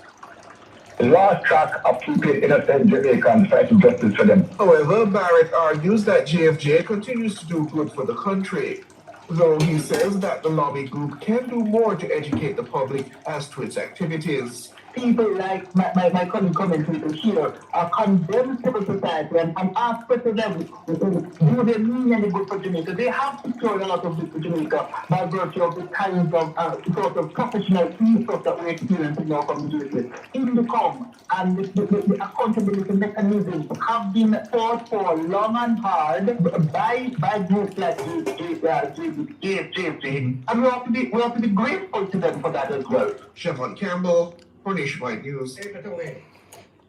Take it away. Now let me speak to you. Right? Kevin O'Brien Sean. You deceit and you lie. Christian, it's extra money because this. We're ready for you. We're ready for you and your lies that you're shaping over Big Mama and your spin machine. Right? Your spin machine. Here it is. The trust deficit and the crisis of confidence in the JCF. Look at it now. Look at it, Kevin O'Brien Chum. The recent revelations of the Dan Anderson poll. Remember, you're not a police. You are not a police. Right? Former Deputy Commissioner Mark Shield is not a police. Emily Shield is not a police. So listen to what the real police is saying to the public at large and the diaspora. This is what Dan Anderson is saying. The recent revelations of Dan Anderson poll, commissioned by the RJR Gleaner in June 2025, present an uncomfortable paradox for Jamaica. Even though official crime statistics show measurable declines in homicide and serious crime, as we don't lie about the statistics, public trust in the Jamaica Constabulary Force remains very low. So then let me ask you a question, O'Brien Chum. Let me ask you a question. You know, I said 95% of Jamaican people support Horace Chum. Where did you get that from? Where you get that from? Lion, oh dirty lion. Reptobate. Where did you get that from? Eh? Which statistics that you have done? Jezebel. Eh? Oh no, my man. Where did you Sorry. get that from? And let me ask you a question. You have done that statistics less than 2 days? My God. Less than 2 days you have gone out there and done this goes to show you understand your criminal mindset. My goodness. You cannot be trusted. No, he cannot be. Just I'm shown sorry. Jamaica that you are all dirty. He can't be trusted for sure. You have just shown Jamaica. I'm sorry. It's not possible. That you supporting criminality. Yeah. You just showed Jamaica who you are. Here is the real statistics. This done by Dan Anderson. Right? The survey found that most Jamaicans, 49.6%, were not all confident. You hear that, O'Brien Chum? Kevin O'Brien Chum, you never realized this statistics were was there.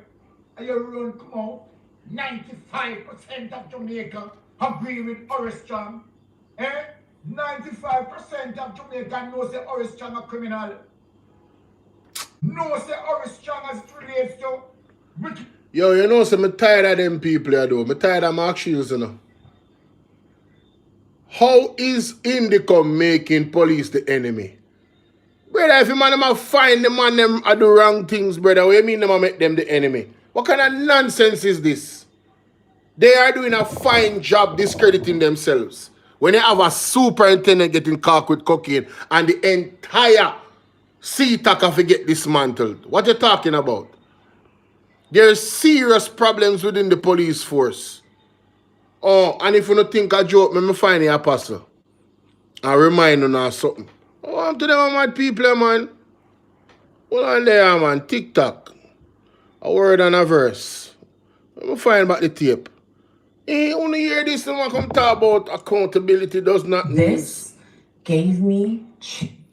Why you being tested before your success? This gave her chills. You know, so I can't bother. Go and chill here, baby. A word and a verse. Yeah. So let's go to the security forces. The video about the security forces specifically. Ah, here we go.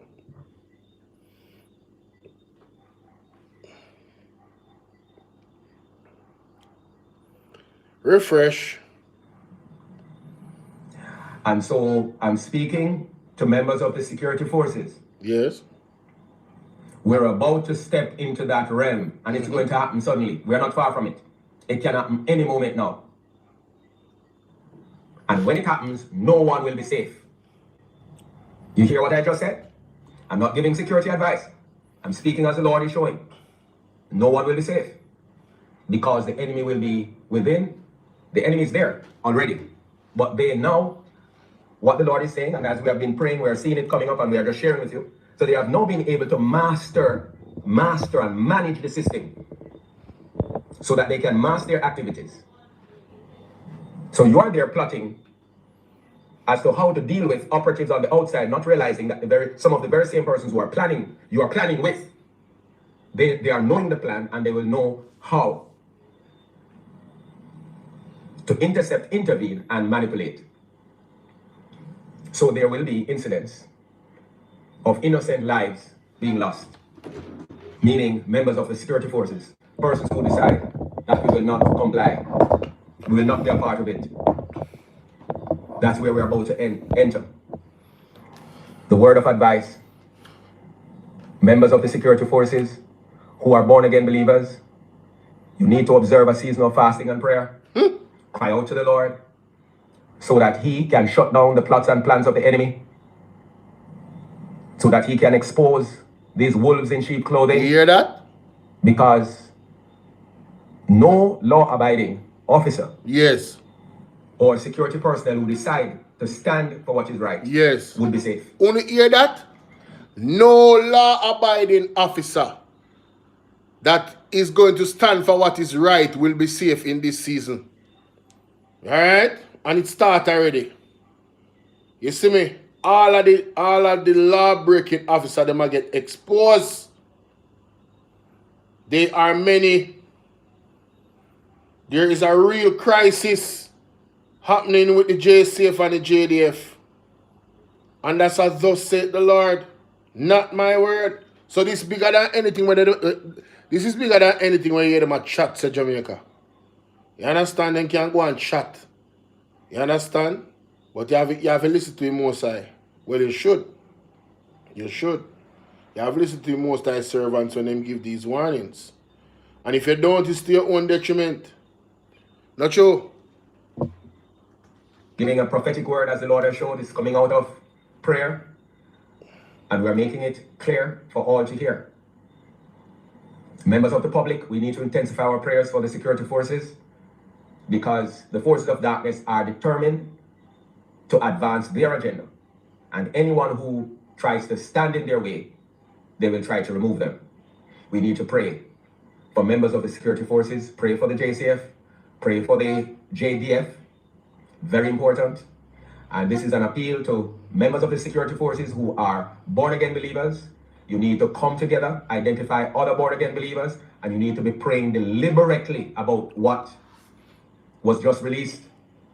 The very same technology that we are singing and waxing praises, the enemy has mastered it from within and will be leveraging it to advance their agenda from within. Me don't talk. Me don't talk. You hear me say? Me don't talk. Killing cable involving gun transshipment and drugs. As according to WikiLeaks table, 95% of Jamaicans know that. 26.2% are slightly confident. So you want to add 26 and 49 and so much you get? Eh? In the ability of the police to combat crime, however, only 10.2%, 10.2% Kevin O'Brien said they were very confident. All right. So 10.2% said they were very confident in the police. And that was a year ago. I want him get 98% from him. He need to go sit down somewhere, man. That's exactly what he needs to just chill out. Have a seat, sir. Have a damn seat. Alright? Now, we have to big up Mark Jefferson Golden. You understand? A man of his word. And we're going to visit that word. Yeah, man. In this clip right here. We're seeing this picture circulating. Greedy Andrew Holness versus Mark Golden, yeah? That's a listen. I don't need the money, man. As a matter of fact, out of this person. Adi, where I deal with? Adi, so if you take a vacation. Oh, you mean, Adi? As long as I own fund the vacation, if you guys want to donate to the vacation fund, you're more than welcome to. The super chat is available. The Cash App is available. The Zelle is available. The PayPal is available. All of them are available. All right. You can send gifts on here. Yes. So all that big talk about vacation, I would be more than happy to take a vacation on my supporters budget. I would do a vlog about it, you know, make it content for you guys. I mean, shoot, you guys will be funding it anyway, so why not? You know, take you along the ride, tell you about the experiences. It could be somewhere in Jamaica. I don't have to go overseas to take a vacation. I was just talking about that earlier tonight, that Jamaica is so, in terms of our natural resources, you know, we are like the envy of a lot of people around the world. All of them, a lot of people want to come here. You know what I mean? So I am like, yo, I don't know why so many people are hyped about leaving Jamaica. Well, I do know why, but the thing about it is, what I should say is that the only reason why we are leaving Jamaica is because of the economic pressures of not being able to actually fund a decent lifestyle. You feel what I'm saying? That's why people go to England and America and all these other places around the world.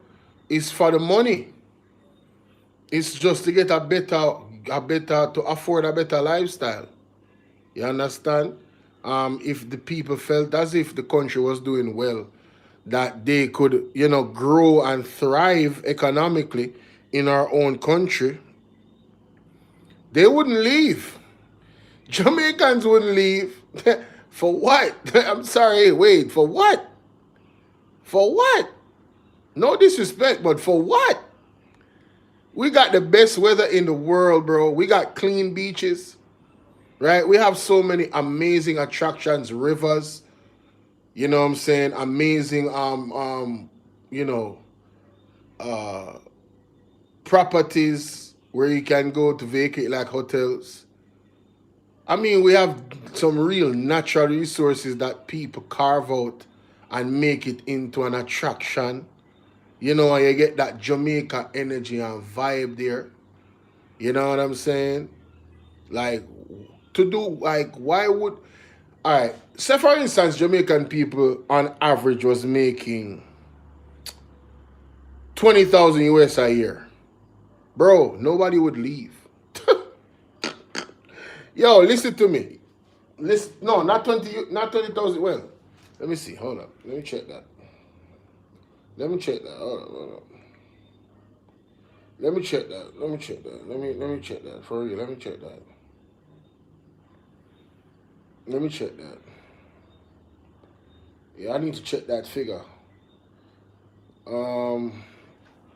20,000 US is what? 3 million. Divide that by 12. Yo, listen. Divide that by 4. What? All right. I'm going to put it up a little bit more. If the average Jamaican was making 30,000 US a year, they wouldn't leave Jamaica. And as a matter of fact, if our government was smart enough, a lot of Jamaicans would be able to make that a year, through this same medium. You understand? And even entertainment, if we were to follow Shaka Fame and what he's been shouting at the top of the roof for the longest, oh my God, we could be wealthy, very, very wealthy. And even things that Marvin has suggested. Like, there are some great minds in Jamaica. Andre Horton. There's some great minds. I mean, Ralston Hyman. You understand? There's some great minds in Jamaica. If we were to really incorporate, I mean, listen, man, I mean, Mr. Mark Jefferson Golding, which I'm about to play right now, we can stop right there. If we was to vote in Mr. Mark Jefferson Golding, ladies and gentlemen, let me tell you something.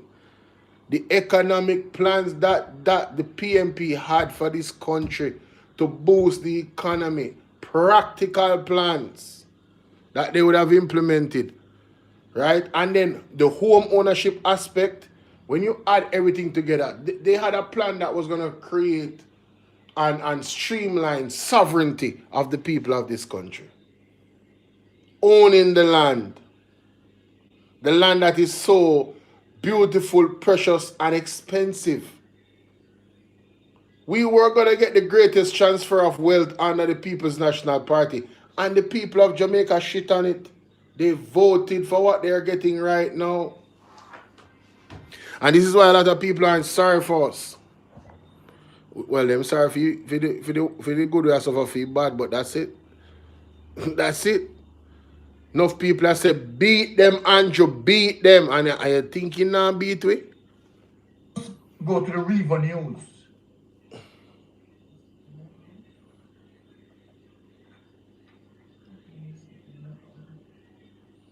And what is the other one?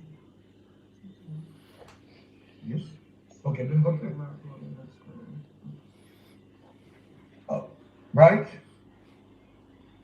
Leader Mark Golden, next Prime Minister of Jamaica, donates 240% plus of his salary to charity. I must lead by example at a time like this. I will therefore redirect the bulk of the 240+% increase in my pay and retain 20% of that increase and contribute the rest to persons in need and other worthy causes. Wanna hear that? Wanna hear that, Jamaica? Mark Golden said, you know what? I don't agree with this. I don't know if any other politician on Mark Golden's side actually did the same, but that's what leadership does. That's what leadership does. The people was supposed to get a raise, the nurses, the doctors, you understand what I'm saying? And and then, man, Andrew Holness is the epitome of hypocrisy.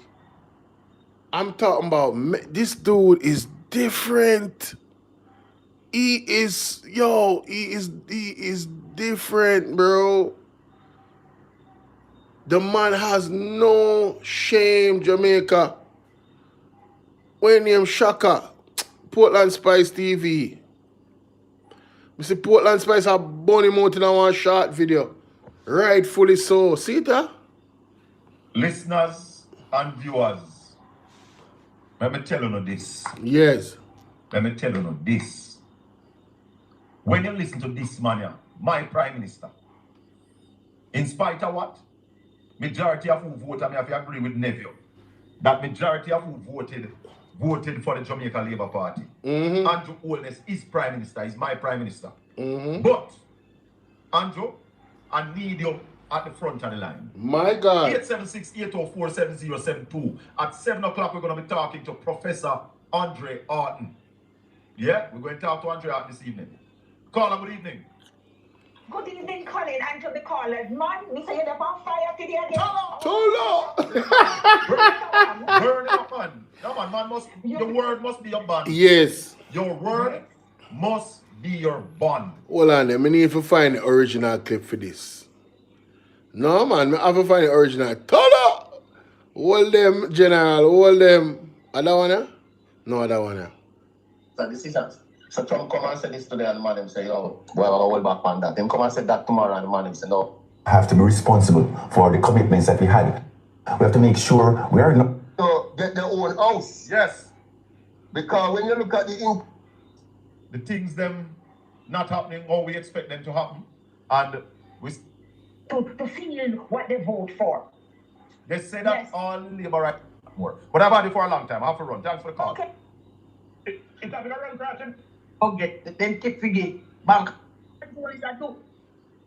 What Andrew? I'm telling you, I say anybody affiliated to the Andrew Holness, I think go down. I know this year, next year was sometime to come like the Epstein file. Hey, that's a top fire. All right, caller. Got the Epstein file. The Epstein file and chop like a Van Damme. All right, caller. Thanks for the call.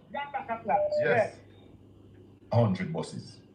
And you know where it hurts for Mr. Vaz? $2 billion. 2, and then 1, 2, 3, 4, 5, 6, 7, 8, 9. Just before you run, Colin, man, the 2 minutes. Person should keep their word. $1 million to buy used cars for the police. Was that an effective? Whoa. Doesn't address those things. And the next thing to the other health department, because Colin, he is their supervisor. Of course. He is their director. So he held accountable. Yeah, man, all right, that's so. All right, so. All right, so. All right, so. This is the part, right, so. True. To what you say. And this is the... Yeah, more the context. More the context. So understand that it's no disrespect and so on. You went overboard. You know, can't tolerate certain things. So I just want to put that out there, Colin. Thanks a lot for the opportunity. Blessings. Listeners and viewers, let me tell you this. When you listen to this man here, my Prime Minister. Yeah. In spite of what? Majority of who voted, I have to agree with Neville. That majority of who voted for the Jamaica Labour Party. Right. Andrew Holness is Prime Minister, is my Prime Minister. But, Andrew, I need you at the front of the line. Mighty God. 876-804-7072. At 7 o'clock, we're going to be talking to Professor Andre Orton. Yeah, we're going to talk to Andre Orton this evening. Caller, good evening. Good evening, Colin, and to the callers. Man, me say they're on fire today again. Hello. How with you, sir? Yeah, man. Burning up, man. No, man must, your word must be your bond. Your word must be your bond. When you talk something, you must stand up to where you say. And this is the digital age. Right. Analog politicians got to go. That is it. Talk to me. Yes. Colin. Yes. You know what I hear you said when you played the Prime Minister talking about fiscal discipline and what word he used? Efficiency and effectiveness and efficiency. Yes, and I hear you bring up if who endorsed that. I think Perry had that word in who endorsed the buses. So if those two words, as you said, person should keep their words. If those two words was the one that Mr. Prime Minister was standing by, then we can just erase that. The one the use police car, because it doesn't add up to it. It doesn't it doesn't address those things. And the next thing to the other health department, because Colin, he is their supervisor. Yes. Their director. So he held accountable. In Canada, you have this Bill C-54. When you, as the manager or the president of any corporation, which is the Jamaican government, is the corporation running the Jamaican, if there's any mismanagement, come under fire with any bottom line, even the work under my bottom. You know, so they hold the managers and the directors and those who are CEOs and all that accountable. Hold on, let's fix the thing properly. The company is Jamaica. Right. Yes. The directors are the citizens of Jamaica. Right. 3 million people. The shareholders are the shareholders and directors. The managers are the politicians. They are managing the company on our behalf. Yes. Andrew Holness is the CEO. Yes. Chief Executive Officer. Right. Yeah? Yes. I think you want to put him as chairman of the board then. Yeah. But him are the top man. Yeah, him are the top man. Yeah. And him having group of managers around him. Yes. So when things goes awry, the directors, the shareholders must go to the annual general meeting, which is held. It is held once every 5 years. You call it a general election. Right. Yes. And when Andrew Holness said this, when he was looking the job, and he made his pitch to us, he said this. The government must be effective and efficient in the way that it uses the public's resources. The government must be effective and efficient in the way it uses the public's resources. So, Andrew, has your government been effective and efficient in the way you use the public's resources? Look for young Marlin, what name? Malibu and Connie and Katrina. Hey, you buddy, yo. So we maintain that. And stemming from that effectiveness, we also believe in efficiency. Effectiveness and efficiency. Yes. The question I want to ask the shareholders and directors. Yes. The spend of $1.4 billion for 110 old bus. Was that an effective and efficient spend? No, it was not. It was Come not. on, Colin, go on. It was Go not. on. It was They not.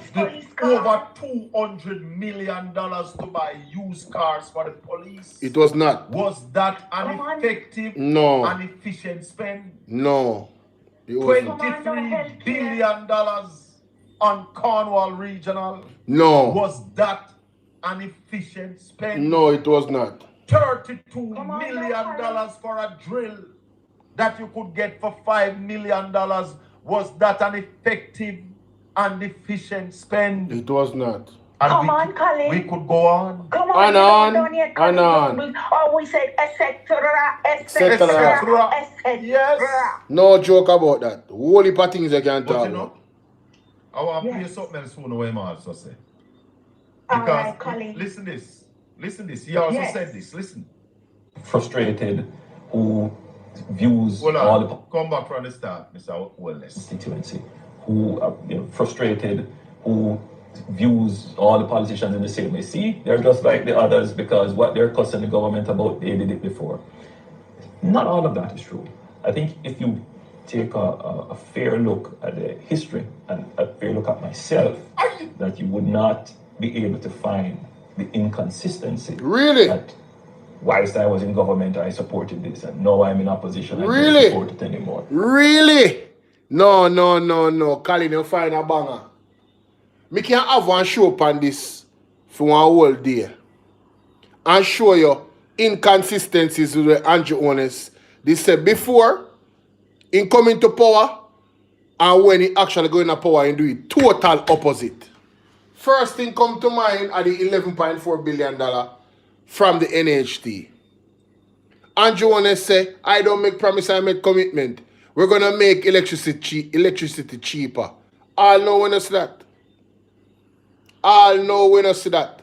Andrew Holness say it is a dark day when the Prime Minister refused to fire such man, Richard Hassan, because what? He went ahead, broke the law, and breached and did not follow proper procurement. Look for Andrew Holness' entire government in a Jesus' name. Look how much of them not follow proper procurement and Andrew Holness don't fire one of them. Christopher Tufton ministry, peer procurement failures. And him not fire Christopher Tufton all now. Not even talk about Daryl Vaz. Daryl Vaz is the poster boy of not following procurement process. Right? And he made a big deal out of Richard Hassan. Just say, oh God, man, yo, listen to me. When I talk about the Integrity Commission, you remember when he did go up on the stage and say, nobody should interfere with the Integrity Commission? Hold on, let me find a clip there. Hey, hold on there. You have to search very hard to find such a thing. No, Andrew, I have to search hard to find your inconsistency. Right now, I go and jump on your inconsistency, Andrew. Andrew say you have to search hard to find him inconsistencies. You want inconsistency? Listen this. Not necessarily qualify for path and hold on, no, listen. Trust. You intend to, you're going ahead with the case that has been filed? Yeah, we're going ahead. We have had some lawyers on board looking at the case. They feel it's a good case. It's a matter as well of a constitutional interest that people want to challenge it. Such cases, of course, cost money to put together. No is not necessarily the best time in the economy to put together all of that, but we maintain our commitment and our lawyers are working to put together the brief. I've been in one meeting about it, long extended meeting about the ins and outs of it. I feel it's a good case. I feel we stand a good chance, and I also feel it's a duty of the opposition to have this area of our law and government policy clarified in the courts. Now, as I understand it, one of your major concerns would be asking for a declaration as to the purpose and use of the NHT as opposed to stopping the government funds. So, whatever the legal decision is made at the end of the day, is it that in principle you believe that NHT funds should be ring-fenced to be used for NHT contributors? It should be ring-fenced to use for the objects and purposes of the legislation, yes. So let's just say the court ruling goes either way.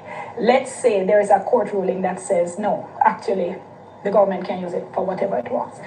You have your belief in principle. Does that mean that as Prime Minister, you would then follow through on those principles? Yes, either amend the law if necessary, and ensure, in fact, that the dipping into the piggy bank doesn't occur? I'll tell you why. That's a commitment? It stands as a commitment. And I'll tell you why.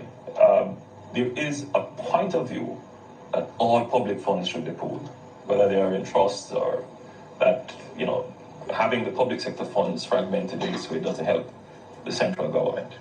But then there is also another view that there are some funds that belong to account holders, funds like pension, funds like the NHD, and those funds ought to be totally excluded because technically they are the private property of contributors. I'm nearly out of time though, so let me just paint a scenario for you very quickly. Your Prime Minister, funds are short, the budget is tight, and the NHD piggy bank is there ready to be dipped into.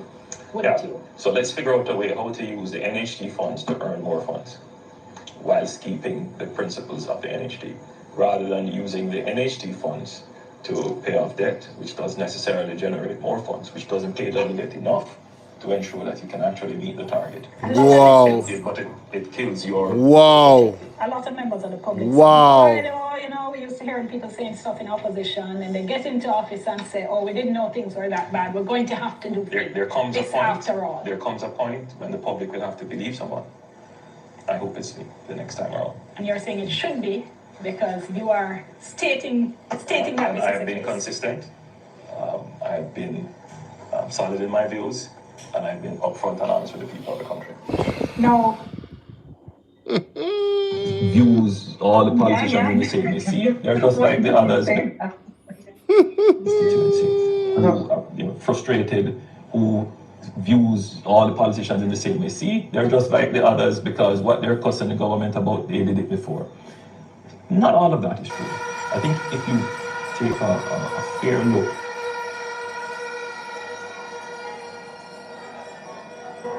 but outside of that, by all measure, by any measure, this government is doing well.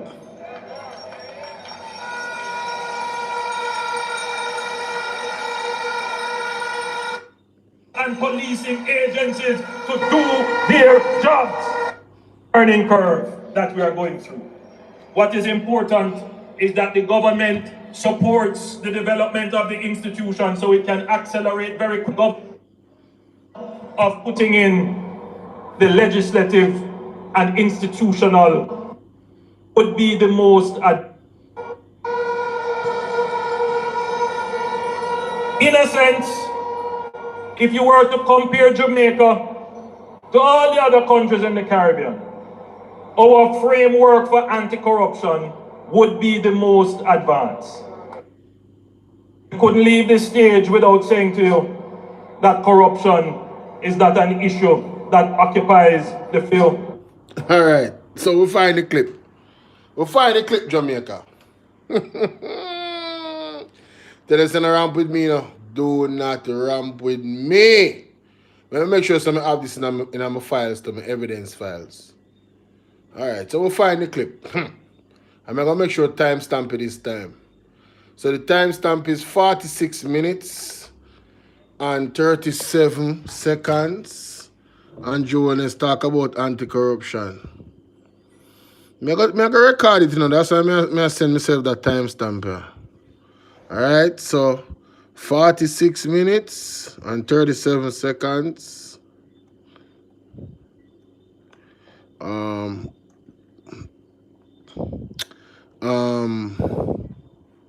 Yeah. Andrew warns opposition about not interfering with the IC.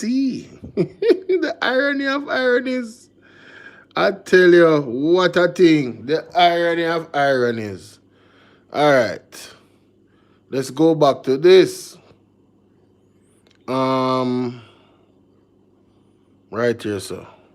Government must be effective and efficient in the way that it uses The government must be effective and efficient in the way that it uses the public's resources. So we maintain that. And stemming from that effectiveness, we also believe in efficiency. Effectiveness and efficiency. The question of one was that on Colin goes to and it's for fun. Because listen this. He also said this. Listen. Frustrated, who views all the come back from the start, Mr. Holness. Politicians in the same way. See, they're just like the others because what they're cussing the government about, they did it before. Not all of that is true.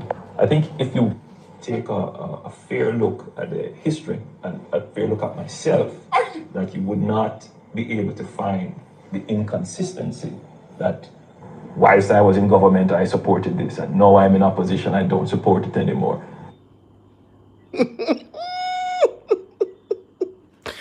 Oh my God, this is too easy, bro. This is too easy. Oh my days. Whoo, Lord of mercy. That one is better than Cersei. Lord of mercy. That one is better than Cersei. Hey, you know what? No, I'm not gonna. Should I use that one? Yo, the mic, the microphone in this phone is way too high. Let me use this one. Yo, when I record stuff on TikTok now, man, yo, that stuff is way too loud, bro. I'm sorry. So we got that there. Ladies and gentlemen, this is a banger, you know. So make sure you share, like, you understand, and subscribe to the page. Listen to this. Views all the politicians in the same way. See, they're just like the others because what they're cussing the government about, they did it before. Not all of that is true. I think if you take a fair look at the history and a fair look at myself, that you would not be able to find the inconsistency that whilst I was in government, I supported this, and now I'm in opposition, I don't support it anymore. You would have to search very hard to find such a thing. No, Andrew, officer. No, Colin Bell, big up yourself. I'm going to take it to another level. Listen to this, Jamaica.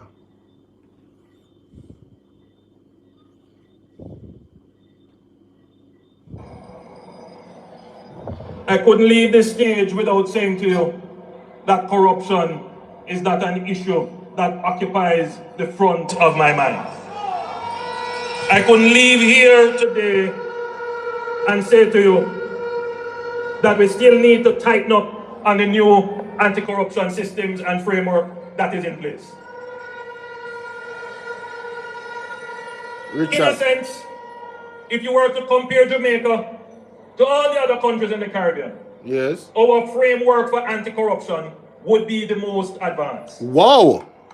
It is not for want of putting in the legislative and institutional processes. They are there. Right. But you have to bear in mind that we are also very new on the scale of dealing with anti-corruption issues. Yes. So there is a learning curve that we are going through. What is important is that the government supports the development of the institution so it can accelerate very quickly that learning curve and provide the resources so that they can move very quickly on the learning curve, and that the government does not intervene or interfere. And that message. Look pan stinking ugly Desmond McKenzie. Hey, me apologize, but no. Look pan this man around I back a clap. Look here. Goes to the opposition as well. Leave the anti-corruption and policing agencies to do their jobs. So, Andrew, did you leave the anti-corruption agencies to do their jobs? Make we roll back the tape of articles. Hold on there. Look at this man McKenzie. What Richard, what you deal with? Look at this man McKenzie on it. Yo, this is a man that easy on one side. No, sir. Alright. Let me show you something. Make me show you something, cause them are people think everybody I eat that. That them think, you know. That them think. Where you go again? Yes, Andrew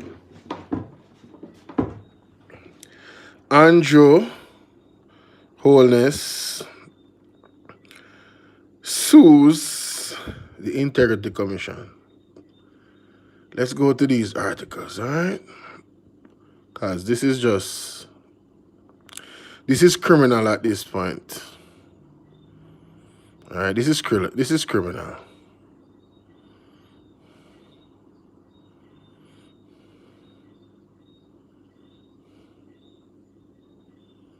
All right. JLP dismisses threat of PM-IC court battle to third term push. PM versus set for October 3rd. Prime Minister files lawsuit. Which one of them I use? I'm on the Facebook one, because I want to see the picture. That's what I want. The Gleaner one, yes, sir. I want it on Facebook, though.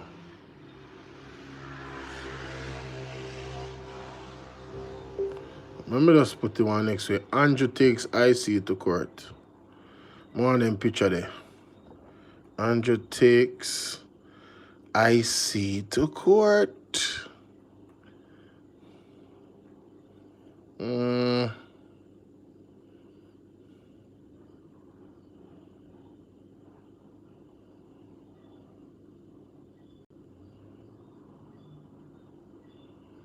You're gonna find it, people. You're gonna find it.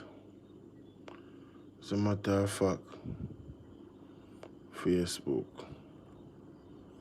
Search. Most can't find it, so. Andrew Holness takes IC to court.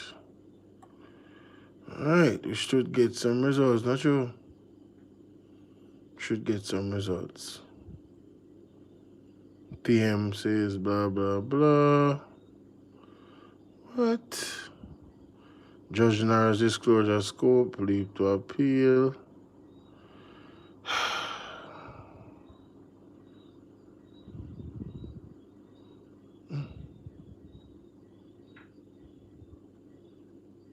Trust me, I go find the right thing, you know. Oh no, I'm still already. I'm gonna go and play Colin Bell. It's hard to find your inconsistency. Frustrated. Right now, I went. Either amend the law if necessary and ensure, in fact, that the dipping into the piggy bank doesn't occur. And I tell you why. That's a commitment. It stands as a commitment. And I tell you why. There is a point of view that all public funds should be pooled, whether they are in trusts or that, you know, having the public sector funds fragmented in this way doesn't help the central government.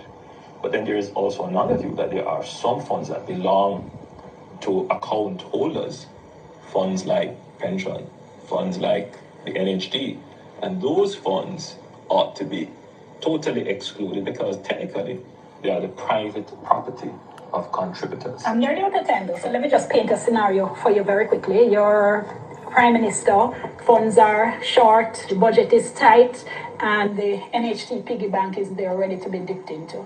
Wouldn't you? So let's figure out a way how to use the NHT funds to earn more funds whilst keeping the principles of the NHT, rather than using the NHT funds to pay off debt, which doesn't necessarily generate more funds, which doesn't pay down the debt enough to ensure that you can actually meet the target. A lot of listeners. But it kills your growth objective. A lot of members of the public said, boy, you know, we used to hear people saying stuff in opposition, and they get into office and say, oh, we didn't know things were that bad. We're going to have to do there comes this a point, after all. There comes a point when the public will have to believe someone.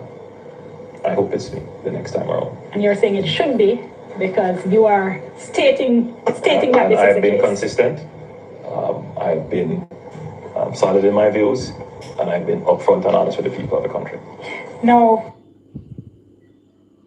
Views all the politicians in the same way. See, they're just like the others. Constituency, who frustrated, who views all the politicians in the same way. See, they're just like the others because what they're cussing the government about, they did it before. Not all of that is true. I think if you take a fair look at the history and a fair look at myself, that you would not be able to find the inconsistency that whilst I was in government, I supported this, and now I'm in opposition, I don't support it anymore. You would have to search very hard to find such a thing. But it must concern you. You hear the man? But Colin, listen now. Since he has spoken those words, he has made sure, put himself in this position where when we question him or call into question his credibility, his word, he's holding to account for what he says and do, which is totally opposite. What's your name again? Where does he come off now to justify all this that we're facing as a Jamaican people? Listen, the Prime Minister, when you hear the Prime Minister talk about somebody being power hungry, that is the Prime Minister. And what the Prime Minister and the GLP, they are good at, they say whatever they need to say to win an election.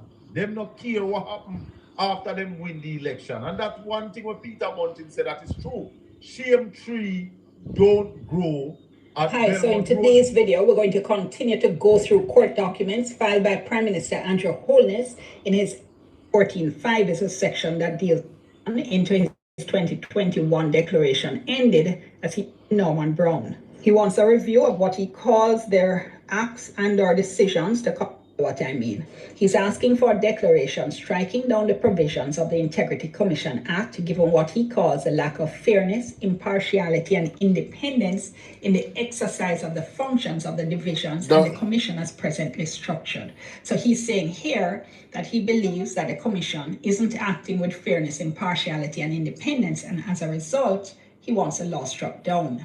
He's also asking for a declaration that Section 14.5 of the Corruption Prevention Act is unconstitutional. That is a section that deals with illicit enrichment in relation. Bingo. Right there, so.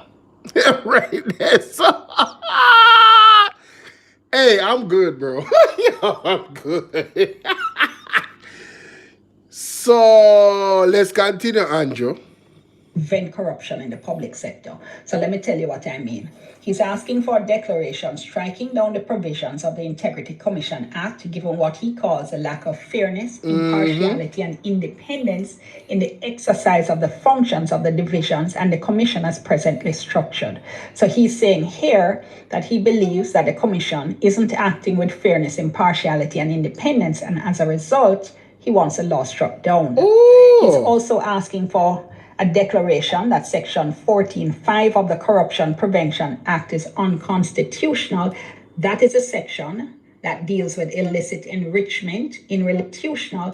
That is a section that deals with illicit enrichment in relation to public servants, to call them to account or to create a criminal offense, perhaps I should say, if they have assets that are disproportionate to their lawful earnings. In other words, if they have a bag of things and their salary or their other earnings can't justify the expense of what it is they own, and they can't give a satisfactory explanation as to how it is they have those assets. So Andrew Holness, you never did want to explain how you make your money. You didn't want the court to strike that down. So what is this you're gibbering and jabbering and chatting about in 2019? You don't listen to him. Inconsistent, hypocrite, pathological liar. Listen to this. If you were to compare Jamaica to all the other countries in the Caribbean, our framework for anti-corruption would be the most advanced. Oh, so Andrew, how comes the time most advanced? But you are asked the court to take out the part out of where deal with illicit enrichment. People, tell them send a ramp with me, man. I am not the one. You shouldn't make me follow up them something, you know, because I remember what people say, you know. I just want to hear one time, you know. Andrew Holness, you are inconsistent. You don't have any credibility. You listen to this man. Listen to him, you know. If you were to compare Jamaica to all the other countries in the Caribbean, our framework for anti-corruption would be the most advanced. it is not for want of putting in the legislative and institutional processes. They are there. Oh, so the legislative and institutional processes are there. So why did you want to remove one of the legislative processes in terms of illicit enrichment, Andrew? Why you asked the court to remove it? But you were boasting about it in 2019 because it make you look good. Oh yeah, man, Jamaica is on the verge of taking down corruption and this is what I stand for, and then booping at your head. When you are get investigated now, the Integrity Commission is the enemy of the JLP. Till all now talk about, you know, we should check about how much money they are getting and we need to do an audit of them. And I don't want to take out the Auditor General from the... Everything we do for weaken the Integrity Commission. But look, listen to you in 2019. But you have to bear in mind that we are also very new on the scale of dealing with anti-corruption. Right. So there is a learning curve that we are going through. Yes. What is important is that the government supports the development of the institutions. Yes. They can accelerate very quickly on that learning curve and provide the resources so that they can move very quickly on the learning curve, and that the government does not intervene or interfere. And that message goes to the opposition as well. Leave the anti-corruption and policing agencies to do their jobs. Leave the anti-corruption and policing agencies to do their jobs. Now, Jamaica, when you look for Andrew Holness government, have they done that? Hasn't the IC been under constant attack? From the JLP specifically, and based off their own attacks verbally, hasn't the IC come under even physical attack? So where is the support coming from where the JLP is concerned? All of a sudden in 2019, you guys were so understanding that the IC needs time to, you know, become a stronger body in their investigations, and booping your head when it comes to your report not being certified now, the IC needs to be dismantled. The law that deals with illicit enrichment, you want it to be removed because it's unconstitutional. The same damn law where you enact. If this is not inconsistency, I don't know what is. This is the mother of inconsistencies. Listen to the man telling the opposition to leave the anti-corruption agency alone. Mighty God. And Desmond McKenzie there in the background a clap. Listen, look at him. And provide the resources so that they can move very quickly on the learning curve, and that the government does not intervene or interfere. And that message goes to the opposition as well. Leave the anti-corruption and policing agencies to do their jobs. Leave the anti-corruption and policing agencies to do their jobs. Mighty God. You know what is, Andrew? What is this? Declaration that Section 14.5 of the Corruption Prevention Act is unconstitutional. That is a to act with independence in the exercise of the functions of the divisions and the commission as presently structured.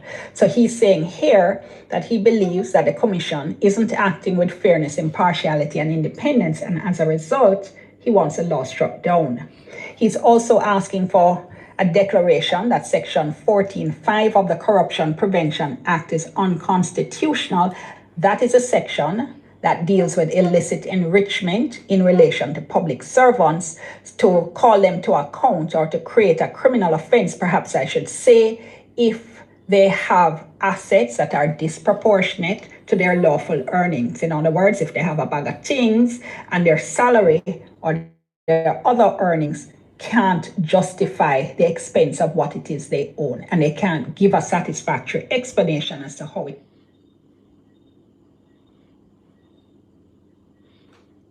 Did it before. Not all of that is true.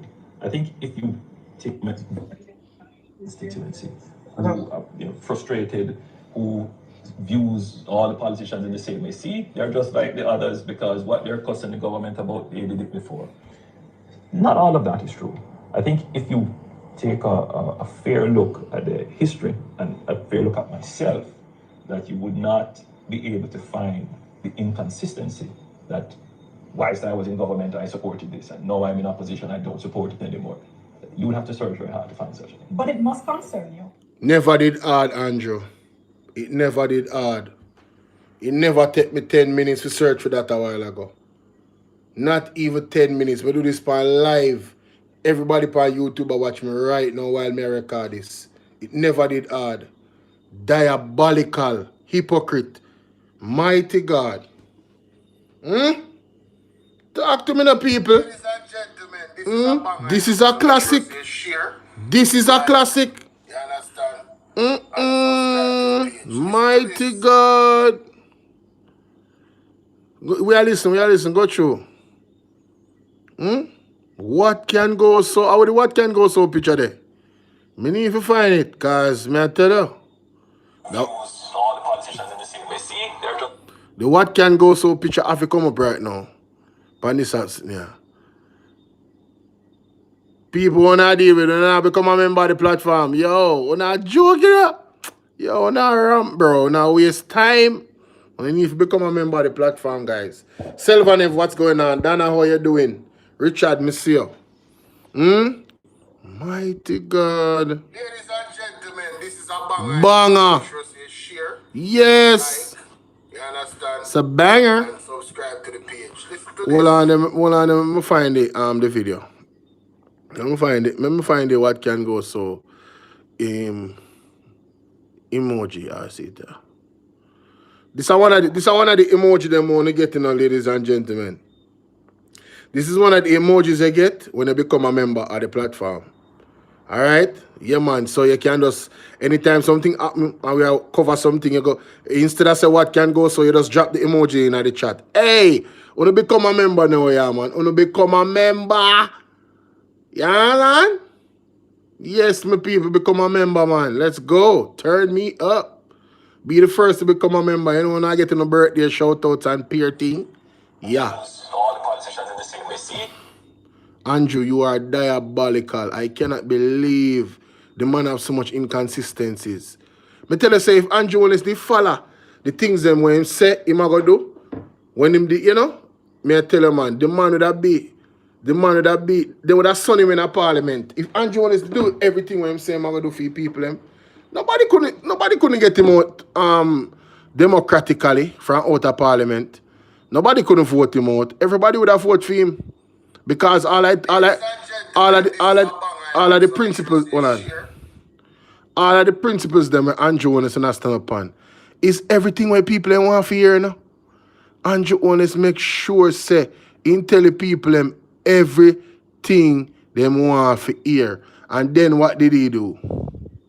What him do, Jamaica? He went to the opposite. Yeah, man. He went to the opposite. See the hypocrite, them a galang there. See the hypocrite, them a galang there. We live in the age of digital technology. We know say them a go try to control the digital space to a point where, you know what I mean? You're not gonna be able to You're not gonna be able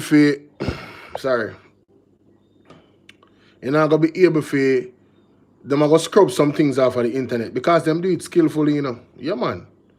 Them have a time when them scrub the thing them off of the internet, man. Them skill, man, I tell you. No look a joke. You think them ramp? Them no ramp. But they can't do that so much and no more. You hear the man? But Colin, listen now. Since he had spoken those words, he has made sure, put himself in this position where when we question him or call into question his credibility, his word, his holding to... Guys, wanna like up the live for me now, please? Yo, how y'all treat me like this, man? People, what's up? Like up the live for me now? Like up the live for me, man. Come on now. Big up Colin Bell. Colin Bell spark that one, you know. Colin Bell spark that greatness. Like up the live, guys. For what he says and do, which is totally opposite. Where does he come off now to justify all this that we are facing as a Jamaican people? Listen, the Prime Minister when you hear the Prime Minister talk about somebody being power hungry, that is the Prime Minister. Yeah. And what the Prime Minister and the GLP, they are good at, they say whatever they need to say to win an election. Yes. They don't care what happens True. them win the election. And that's one thing what Peter Bunting said that is true. Shame tree don't grow at Belmont Road. Facts. But even when Peter Bunting says so, since he says so, and the shame tree, they don't have anything what you call a shame tree. We all know that.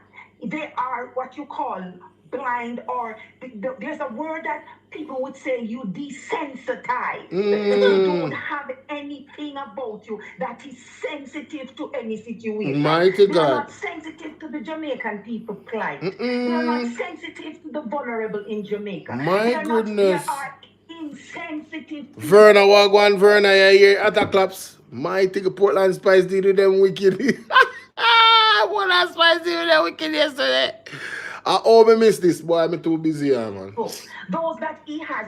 Too busy. These are all his directors, Colin, that he has put into position to run these departments. The health department, the transportation department, all these department heads are desensitized, discredited. Nothing about them is credible. No. Much less decent. No honor in them. No, it's true. This is what we're looking at, a government in Jamaica, running Jamaica. Nasty, man. And from inside and out, everybody are bad. Nasty. When we used to sing Chichi Bodo, some of them are holla, some are Yes. No, somebody need to call the Prime Minister. Tell the Prime Minister so we are criticizing him around here. Yes. Call him because we don't like chat people back at them, you know. Yes. You want to talk to the Prime Minister. No, you know, say I saw me stay too. But how much rather the Prime Minister listen to me? Yeah, man. But how much rather know so me have him attention? Me you know me I say no brother. Them a man are wicked, you know. You can't trust people like them, bro. Your word is your bond. If you lie to me 2 times, me I consider you a liar forever. There's no way me can trust you again. Me personally, I don't know about nobody else, but it go always in the back of my mind. Me a human being, brother. Me no Jesus Christ. You understand? Me imperfect. You feel me I deal with? Jesus perfect, me imperfect. Right? I try me there, I try. You understand me I deal with? Me can't see you a lie to me constantly. And me I see the lie them and I like nobody I tell me about the lie them. Me I see the lie them. I come out of the man mouth. And the man I say it with confidence. The man not even a budge. Remember when you back up, man, we back up Mr. Holness with the truth. Me nah forget when they come out to the idea and the TRN them. And the man still find one way to wriggle out of it. The man still find one way to wriggle out of it, you know. The man then in Parliament talk about say, well, I am not saying that nothing no go so. Well, you guys did say that nothing no go so because you put out an article in the Gleaner saying it's a lie. You put out a statement and say it's untrue. You never came out and apologized to the people. I never saw it. Show me when you come out and apologize to it. If you say, yes, the reports on the media, we have heard similar reports and we are doing an investigation on it. When the man them get pressure in a parliament and they keep coming up and it become a firestorm on the internet, a TikTok make them address that in a parliament, you know. More I show you how powerful it is, ladies and gentlemen. TikTok is watched and YouTube and the social media is what pushed the government of Jamaica, the Prime Minister, to answer questions in the parliament regarding ID for aid. And the man still find one way to wriggle out of him. I say, mighty God, what a man wicked. I say, this a man a wicked. Hey, I wickedest thing. Oh, him skill so. Well, you know, I'm not saying that it's not happening, you know. But I never gave any directive. Boop in your head when I go suburbs and play back the video. When the man talk about the aid and the ID, I make sure so you have it. Because if you don't have it, you won't be able to get any aid. What is aid, Jamaica? The man is the same thing he did, you know. And let me play that. May I show you one next. May I show you how people really are find out Andrew Holness. Him lie so much that is like, man, you've exhausted all of your leverage. No one listen to this. Prime Minister Andrew Holness yes. took to social media recently. Hold on. Nobody trusts Andrew Holness. That is sensible. No well-thinking Jamaican trusts Andrew Holness. Listen to that brother argument. Prime Minister Andrew Holness yes. took to social media recently in regards to the commentary about what he said about Jamaica's decline in birth rate. Yes. And I quote, "There has been commentary circulating about what I said regarding Jamaica's birth rate. Some of the commentary has been triggered by traditional and social media reports which are not accurate.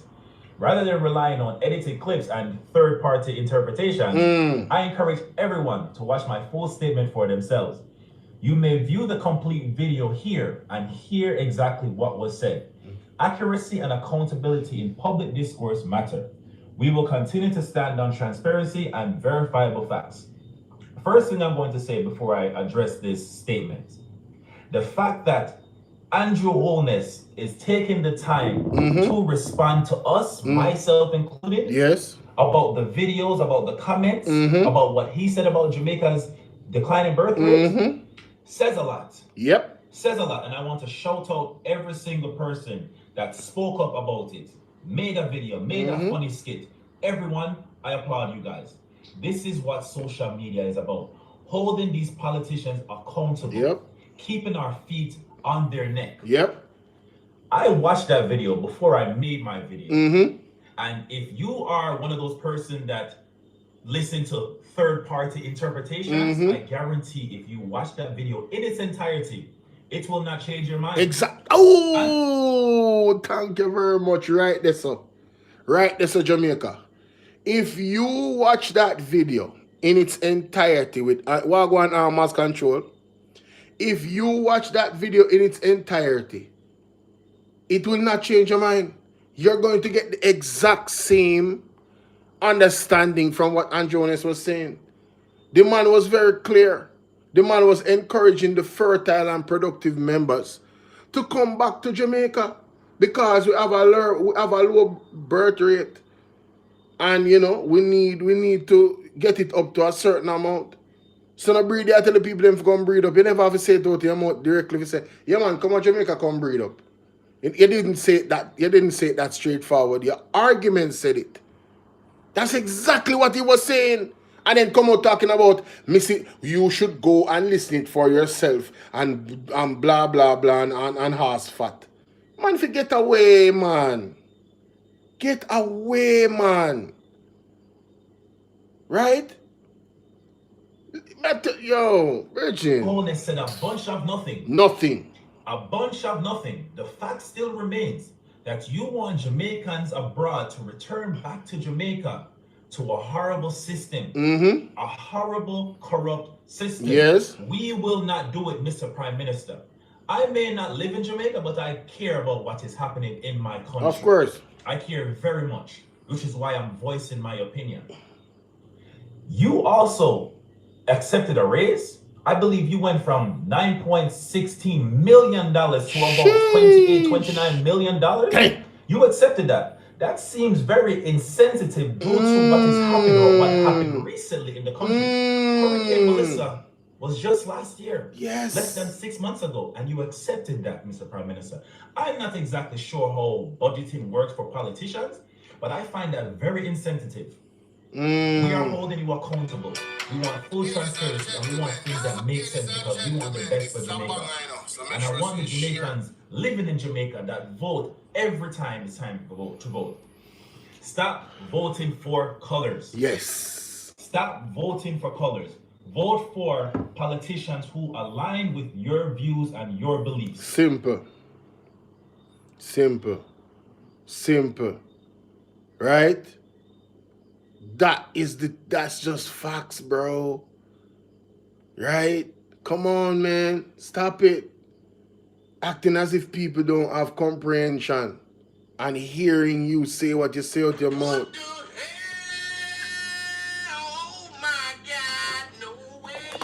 What's going on here? Hey, Sassy, what's up? Hello? Yeah, I'm live. You know that? Yeah. Okay. So I have a question for you, right? Yes, ma'am. What do you, when your name Andrew? When I said my opinion about what Andrew said is he didn't mean what he actually said. Right? That's what he does. That's what he does. What I think he's saying, he's probably right, because remember he believes idiot things that he says, right?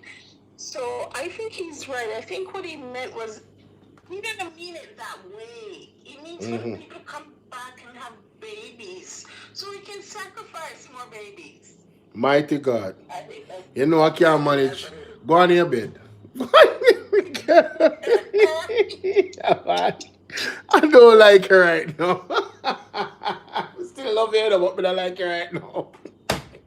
I can't bother. No man, Sassy need to be a myself. Sure. Jesus be Sassy no easy though. Yes, Sassy D, no, Father God. No. Me I go move on from Andrew. Let me hear what Mr. Hartner say. Me hear what Mr. Hartner say because That's to happen. No that joke, youth is a serious youth, you know. it's serious business. Yeah, man, that youth is a Happening and serious not youth, happening man. Right here in Jamaica. That youth is a bright youth, We are yeah. joined by Professor, a lecturer of the Hold on there. We have mouth open story come out on Andrew mouth, but through him mad. Nothing else to expect. Lady J says some of them don't even have a view. That is the sad part. Do you know what's true though? That is true. That's true. University of the West Indies, Professor Andrea. Prof, good evening.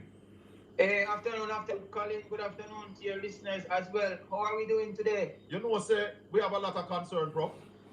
We have a lot of concern because the things them not happening how we expect them to happen, and we see that we are now getting some new taxes coming out of Hurricane Melissa, and you have been writing extensively on the Jamaican economy. Give us a summary of where you think the Jamaican economy is at the minute and where we are going to be ending up by the end of this financial year and other next financial year for us. Yeah, good day again to you and your listeners, Colin. I hope you guys have been having a wonderful year. I've been giving God thanks. You know, the Jamaican economy is in a very peculiar position. Yeah. As you know, we have made significant strides last year as it relates, from 2013, as it relates to our macroeconomic stability. Interest rates are low, inflation low, unemployment low, and the debt to GDP was trending downwards. Yes. However, because of back-to-back hurricanes, there were shocks, negative external shocks that have practically tipped us off balance. And as a result, we have found ourselves in a pretty peculiar position where we have to begin to re-understand the economy and the trajectory. And what do I mean by that? Even though prices are low, even though inflation is low, prices appear to be high.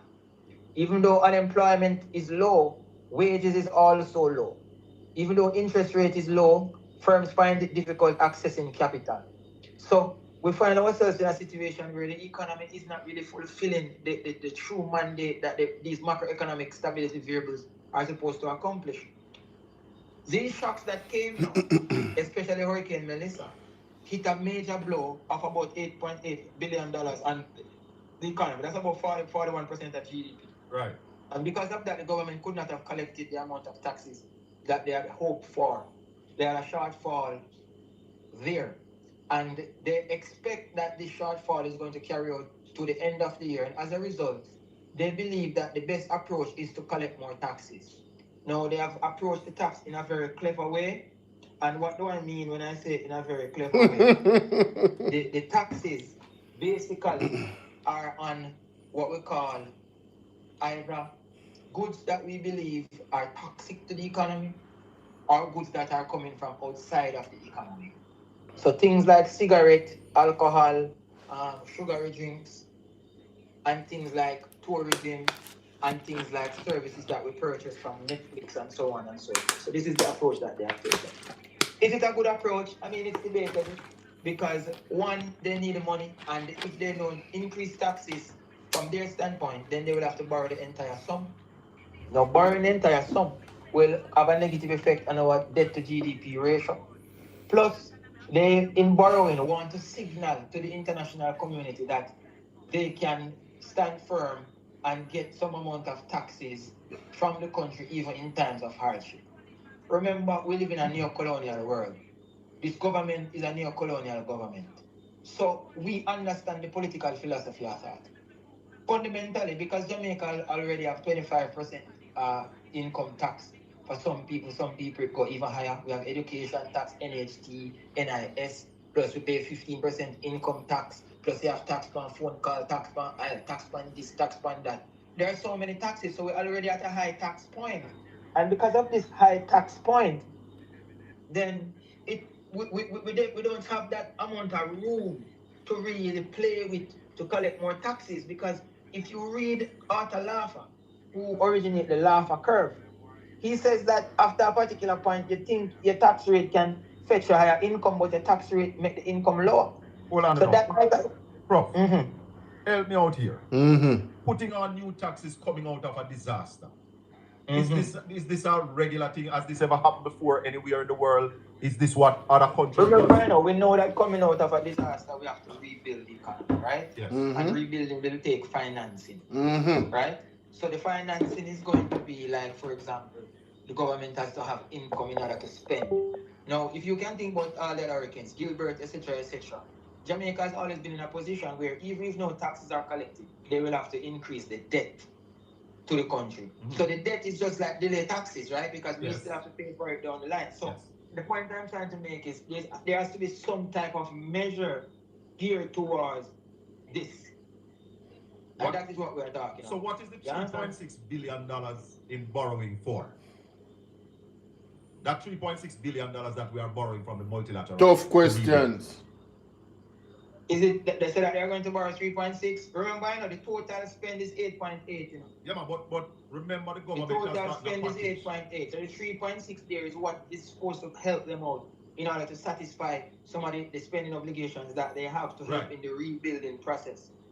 And they have only taken $450 million this year. Yes. So if the people in the West are devastated, house mash up, jobs gone because some hotels are closed, how is the government expecting those people to pay a higher cost for bigger and faster? Sorry. Where they are going to get that extra money? It's a health issue that they're highlighting there. And I personally don't drink sugar. So neither do I, but do you really understand? So you understand? Do you really? You know where we are coming from. Yeah, but do you really believe that it's the health issue that the government is doing? No. Because they are saying that they are going to collect $10 billion from this, so they expect people to buy them just the same. So basically then, what they are trying to do is to capitalize on the people's negligence. Right. So this argument about health, drinking health is really a nonsense. Negligence. So Professor Art, the government is looking for $18 billion in new taxes. People will have to pay more. You mentioned low wage that the people are earning, even though more people are employed, the wages can't really sustain. How the people of Jamaica going to recover from the devastation of the hurricane, plus now have to pay more for high taxation services? We have Netflix in our house, we have to pay more, and all of this kind of thing. How that work? Boy, what is happening now? They are looking at it and say for the individual it's really negligible. If I pay $20 for the Netflix per month, and then the tax is going to be what, 15%, which is going to be what, $3? $3 more, $23 you're going to pay now. They'll pay $3 extra. So for the Netflix, they're saying that they're going to charge you $3 US extra. So, I mean, good night. Come. No, I'm going to radio. Come in, how you going? You're good. I'm here, blessed Jehovah. So that is it. We have to ensure that we understand that we all have to chip in to help in the recovery. I mean, the government can do much better, and I think that is the point that you're trying to make. That where is all these benevolence funds? Why haven't we collected the taxes that we had hoped for in the first place, and so on and so forth? But you and I know that here the government is in a position where they have to try as best as possible to appease the international community. And I think that is where the challenge is. The following, I think that is where the challenge is, them trying to appease the international community. But you appease the international community at the peril of your own people. Is that a good way to go for a government? That is how they have been doing it. That is why we have a socialist-oriented mind, because we don't really support this modus operandi. But as they realize the So I understand where Mr. Hartney is coming from. Because I listen to him carefully, you know. You notice me not saying nothing the whole time. Because what I say is that basically the government back themselves in one corner, Jamaica. The lies them when they when I tell you about the fiscal discipline and prudence and all of that. You know, they made it sound like it was this big, beautiful thing. Well, Hurricane Melissa revealed the horror story. Hurricane Melissa exposed how bad of a situation economically we are in. And really and truly, the government box is against the wall. That is what I'm hearing from Mr. Andre Hart. He's not defending the government, you know. He's stating the facts that the way how they have gone about things, it has put them in this predicament. How you doing, Antonio? The way how the government has managed the economy, not growing the economy, right? They have put themselves and backed themselves up in our corner. Remember when they were saying that the government is paying off the debt too fast? Hold on, let me just move that person off for this. You remember when Ralston Hyman was saying that Jetline, how you doing? Remember when Ralston Hyman was telling us that, listen, they are paying the government too fast. Yeah, I know it's capitalism. What I'm saying is they're paying off the debt too fast. Sorry. That's what the government was doing. They never had to pay off the debt so fast. They could have focused more on other things to grow the economy. Right? And even our preparation for Hurricane Melissa. The underspending of the capital budget was also an issue because infrastructure you know, was definitely weakened because of the lack of spending where that is concerned. You understand? So that's what he's saying. Yeah, you know, so we don't really support this type of governance. That's why we are socialists. But given what they have done already, it has backed them up into this corner. It's a damn shame, ladies and gentlemen. Call it 12 years has been to balance a budget. And in trying to balance the budget, as well as maintain a fiscal responsibility, as well as maintain a high primary surplus, as well as try to do what we can, then we have to take our time and try to understand where this is coming from, and then try to say how we can recover. And the recovery is not going to come either from tax or from debt. It is going to come from our industriousness as a people. Yeah, that is where we want to go now.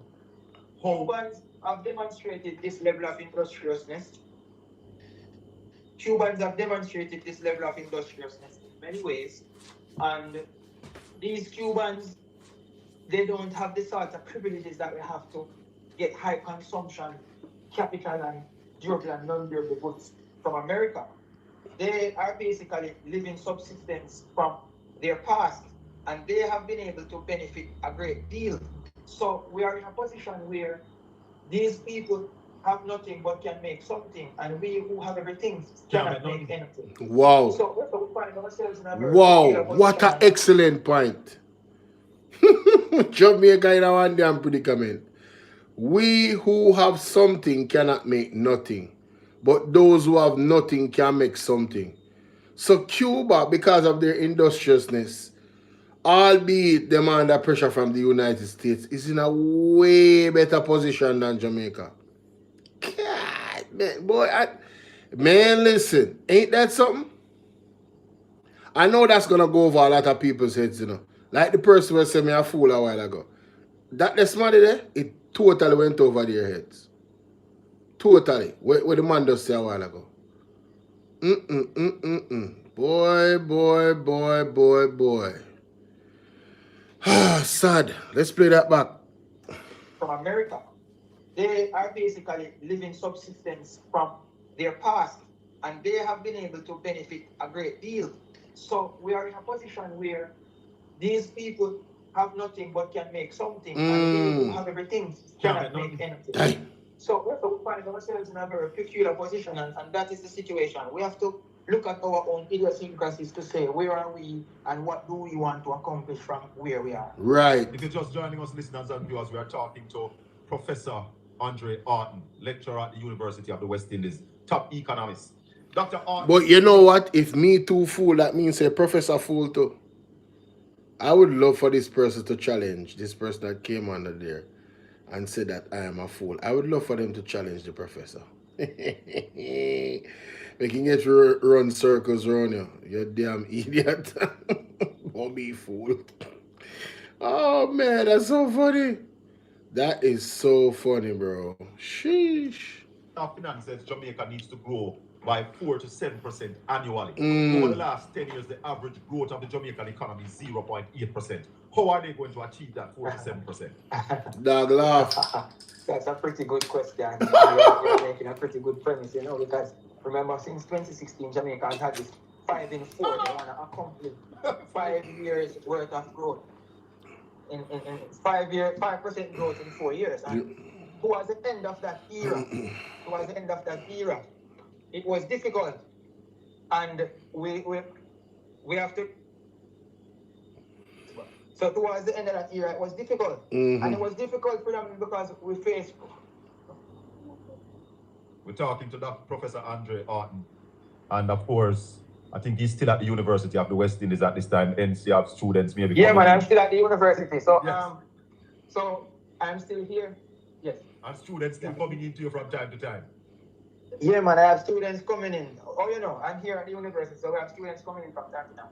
Yeah. So the point I'm trying to make is, it's a productivity puzzle that we are faced with. We are faced with the challenge of turning all this macroeconomic stability into real economic growth and development. So we face with what is called a deadlock situation, and we have to work on that situation. And I believe that we have been. Yo, me love Sassy one more time. Sassy, you never see, well, they probably never see a person because I block them so quickly. Because all them right is you too fool. I'm like, man, I'm not even, you know what, let me just block this person. Moving on.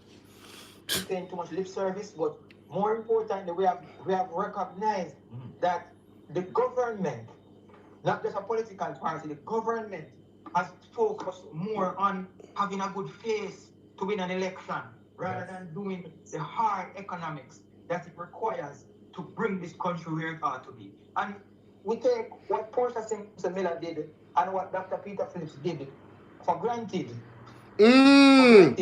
And not until we recognize how significant it was back in 2012 when we couldn't sign an IMF agreement and Portia Simpson Miller and them say we have to ban our belly and etc. Yes. And we were able to ban our bellies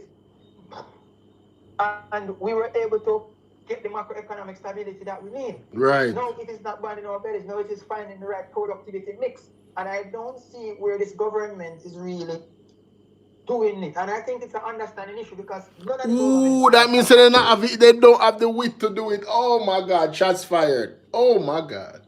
They don't have the brains, ladies and gentlemen. Damn. Incompetent. Ooh. Play that back. Play that back. So it's finding the right productivity mix. And I don't see where this government is really doing it. And I think it's an understanding issue because none of the governments understand what it will take. Because what it will take is worse than bitter medicine. Oh?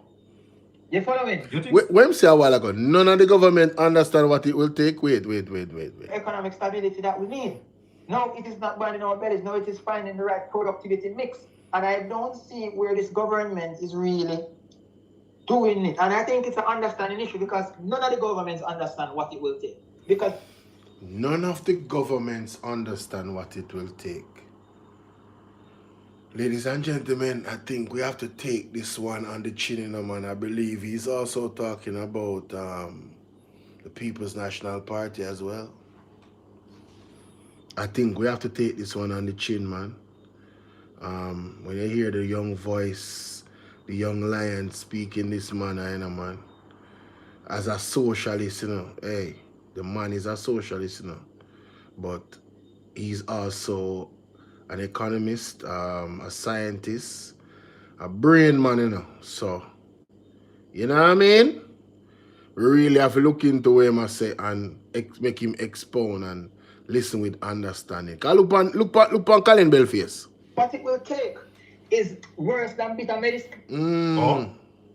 You following? You think so? Because what my research shows, yes. Listen to me clearly. What my research shows is that in order for Jamaica to grow how it wants to grow, we have to, in order for Jamaica to grow how it ought to grow, right? We have to look at how labor is used in the different industries. Talk to me. Right? How labor is used in the different industries. Tell us. And how is labor used in the different industries? Fundamentally, labor, and you have to take it very seriously, we have too many cooks spoiling the brat in every single industry. So when the government has X amount of people, right, they produce Y amount of goods. And they hire now Y amount of people and still making Y amount of goods. Which is saying that the government is hiring more people than they require to produce their optimum. Oh my God. Wait, what? Hold up. So the government is hiring 32% more people than what they need. Oh, and and that's from your research? That is from my research. 32% more than they need. Than what they need. Expound. And it's not just the government, every industry, man. There are too many cooks. Oh, so he's saying that there's too many people in the government itself. There's 32% more personnel as government officials than is actually needed. Mighty God. Wow. Yo, let me tell you something. I have a lot of respect for this bridging here. You understand what I'm saying? So I'm definitely taking on what he's saying. Very, very humbly. And I think we need to get a hand on his research material. Because I was questioning, and a lot of people was questioning, why Andrew Holness' cabinet look like how it look? Why you have so many different parts? And I will go further. Because he's talking about the two parties, right? And I was listening to Mr.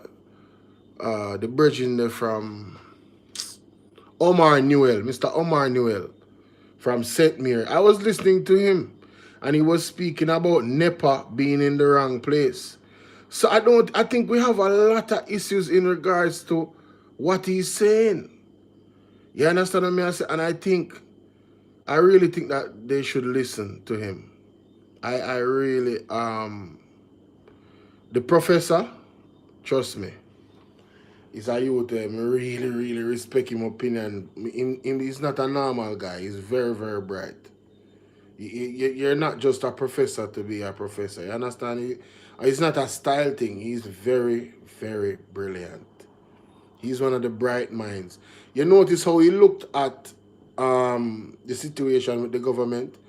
He basically, it sounded like, you know, he was siding with the government to the untrained ear. But you listen to him carefully, he's saying, listen, the man, them back themselves up in one corner, brother. They really don't have no choice. And I just the truth of the matter. They did such a poor job, right? That this is where they're at, and this is what them have to, it's a wow, isn't it, Sassy? It is a wow. It is a wow. It is a wow. But when I look at it, I mean, hey. And that's because in Jamaica, there's a lot of waste and idle labor. In more advanced countries, you pump your own gas. Wrong or right? That is a fact. Why they don't have somebody stand up over the gas pump and collect your money and you pay and they pay that person a salary? Yes. Why they don't have that person? Because that is an unnecessary job. That is a non-productive job. Yeah, in the US you pump your own gas. In England you pump your own gas. In Canada you pump your own gas. You have to go So inside. that is a non-productive job. You have to go inside, go pay your money and come out back and pump your That gas. is just one example. So they have these type of pumping gas examples. Yes. In many cases, pumping gas is just one that is visible. Right. You have many other that are not so readily visible. Like, so people, wanna understand what the young man I say? Them money go off of facts, you know. That's why I say to the untrained ear, some people might have prayed a virgin, but a facts in a talk. You know, facts, and people live overseas. Oh no. Oh no. Yeah, it's really not really productive, to be honest with you. And it might sound harsh, but we definitely should have our people trained. And training is another thing too. That's why we need the STEM schools them. I think that was what PMP was going to cut out if they did win. Well, with a Andre Horton a part of the team, I am sure that he would have put his input in it. Jet line. You understand? And this is why, you know, the People's National Party really has a plethora of talent and you know what I mean? Brains. To be honest with you. Real talk. like somebody packing your bags at the supermarket, or like any other job. Somebody coming to work in the morning at 11 and leaving at 1 without doing anything for the entire day because they are paid per month or per week, while in America people earn per hour. So in America, if you come to work and only do 4 hours worth of work, you will get 4 hours worth of pay. In Jamaica, you come to work, you do 4 hours worth of work, you're getting a whole worth of pay. 8 hours pay I get for the 4 hours. So all these things contribute to idle labor. And this idle labor obscures the productivity issue. You following? Yes, yes. This idle labor obscures the productivity issue. And this is something that we have to address. So in order for the government to become more clinical, the government has to become lean and mean like a machine. So you're not suggesting that government cut the civil servant size? What I'm suggesting is that we need to find something to do with this 32%. Find work for them. We need to find, either filter them into something more productive, make some of them redundant, and put some of them in technology and innovation and so on and so forth. But we cannot afford to have this 32% eating out at the productivity of the remaining 68%. Wow. So tell me, Professor Arn, I still want to call it doctor because he's a new professor. It's fresh. It's so fresh. Yes. What effect does corruption have on our productivity? Mighty God. A big effect. As a matter of fact, chapter 2 of my book, Overcoming Productivity Challenges in Small Countries, looks at the macroeconomic impediments to productivity growth. And 2 of the main macroeconomic impediments are corruption. No, me know why them never want a youth in a parliament. Jesus Christ, he would have done them. No wonder they make sure say Marlin Malawu fought win fair seat.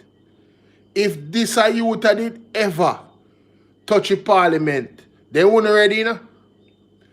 You know, so they wouldn't ready. They wouldn't ready. You can't imagine Isaac Buchanan and this man and Omar Newell. And what the general name, Mr. Mark Golding. Jesus, and then no man. Dr. Dayton Camp, no man. No. You can't imagine the next Rasta from Mobi. Oh my, you mean like as an MP? No, Jamaica? No. It's serious. It would have get grimy for your JLP. Yeah, man, it would have get grimy for them, man. I tell you that. It would have get grimy for them. You understand what I deal with? So, when we say the government are rob offers our resources is a culture robbery. And Dr. Dawes, me boxer. No, Jamaica, it's too much. Too much intelligence. Queen of the South, Zulika Jess. No. They couldn't manage. They couldn't beat the PMP in one logical debate. And then Miss Anderson. What the lady the name? Miss Anderson. When they in the Senate, they are cook them to pieces. Mighty God. The PMP too straight right now. The 28 of them, you know? The 28 of them right now. And human capital deficiency. So because we have over 50% of the people who don't have any high school diploma, over 50% of the people have no skill. So if you have over 50% of the people without diploma, over 50%. This is where Doc Damian Campbell come in. This is where Damian Crawford come in, sorry. Right, yeah, so. Me I tell you, man, hey, Father God, we need that, Father. Father God, we need to remove them, Father God. We are begging. We have some real talent in our country to propel the country forward, and the man must stifle our country, Father God. We need you, Father God. Please, me I beg you, remove them, Father God. Please, swiftly, Father God. We I beg you, Father God. Remove them. Take them out. Cheese and peas. Mighty God, look on him something here. Without skill, then these people are not functional in the workforce. And because they are not functional in the workforce, it means therefore that your workforce is crippled from the beginning. Yes. And we have to figure out a way how to get our people to be more academically inclined, to be more skills inclined. Because in the new world, skills is going to become more and more important. Him never tell a lie. Even if you don't know what to do and robots are going to be doing it for you, you still need to know how to communicate. Yes. You understand? Yes. And that is very, very important. So, as we are now as a people, low skill, low wage, low productivity, what are some of the immediate things that you would suggest that this government do right now to get moving? As I'm saying right now, we have to get a higher take-up of skills and education within the country from the younger people. So that is going to require some sort of program to... That's what the PMP was going to do. That's definitely what the PMP was focused on. Education. Boosting education. Access to education. Top tier education. The first in the family. It was a start. The first in the family was a listen to me. Listen to me. No, boy, me tell you, hey, me know say me never make a wrong choice when I vote for PMP, you know. Me know say me never make a wrong choice when I vote for PMP. Right now, me I pray say God accelerate him plans and get rid of them people where they are right now. Trust me, Laurie, you know what you're doing. Right? Because this man is absolutely right. Jamaica get left behind, you know. Jamaicans are gonna get left behind. Right? And I'm not even telling a lie. Like for me, I'm definitely looking into going into some type of school for some type of skill that will help me to navigate that change. You understand what I'm saying? Yes. The industrial change that's coming. Because you have to be able to adapt. And educate a long time when I go to school. I am due going to school. Real damn talk. Like Bolo, it's time, man. Gotta get it done, baby. Gotta get it done. Real talk. And force them into becoming a productive minded set of people. Also, we have to make sure that those who graduate... Oh my God, Johnny, Lorraine. You did tell me about that you lost your uncle. Listen to me. The best comforter is the father. You understand? Best comforter is the father. You know what I mean? I hope you have family and real friends that you can you know, you can have encouragement and counsel with, because several times now me hear you mention your uncle. You say you have to be up late at night. You know what I mean? And it really puts a strain on us mentally and emotionally and physically. Is your next uncle out the backside? No man. No man. No man. No Lorraine. Me definitely gonna put it on my prayers. I ask God for just keep strengthening you. Because them thing there, I tell you, them thing they're hard. I can't even put it in words. You know what I mean? Certain things. You don't know, me. Why? Don't know. It rough here, man. It rough. It rough. It rough. It rough bad. People, wanna keep Lorraine on the prayers for me, please, and thanks. You understand? Yeah, man, family over here say. You understand what I say? Yeah, man. Brother with sister, you understand? From this wonderful country or so. I want to keep her in her on the prayers, because it's not easy at all, brother. My sisters, it's not easy at all. You know what I mean? No joke about it. Tomorrow is 9 night. Tomorrow is 9 days now. Okay. Yeah, man, my deepest condolences, man. My deepest condolences, man. Trust me. Something to absorb them, so we have to look at our industry makeup so that we can expand our industry makeup and provide government incentives for businesses to become a part of certain industries, just as how we did with the free zone area back in the 70s, and just as how we did with tourism, with the benevolence and the waivers and so on. We have to do that for other industries, including infusing technology and so on. So that is going to become very, very important. I've always heard him speak about the infusion of technology. You understand? And I mean, I tell you, you know, this is why the other day when I found the clip with Andrew Holness talking about the STEM schools, I said, but this is a good initiative because of where the world is going. So what stopped him from starting the STEM school?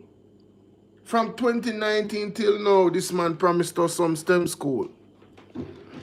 And all now, we can't get the STEM school them. Given where the world is going, Jamaica should have been had STEM schools, ladies and gentlemen. Jamaica, no, listen to me. Andrew Holness really did a number on the people, you know. He gave the people a 6 for 9, you know. This man was pushing these things and simultaneously was helping to dumb down the culture, talking about fully duns. Yo, this man is diabolical, you know. This man, man, the more I think about it sometimes, man, the man is the weapon that is formed against the country, brethren. Father God, you have to remove this man, Father God. There's no way. We can't deal with this man anymore. This fear has to be taken down, and God alone can take him down. God alone can take this man down. The man terrible. They can't believe the man tell about STEM school. And, you know, I mean, even when the people are not hear it for the first time, that is something to get excited about.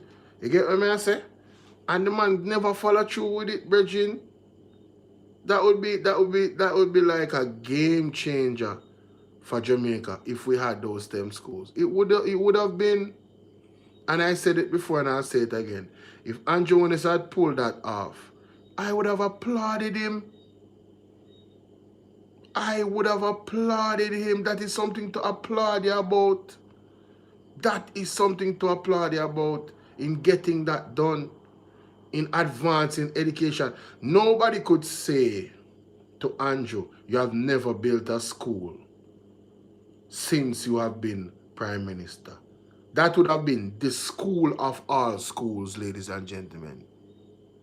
Yes, I did hear. I actually have a video up of it. If you want to watch it over, you can go to my page.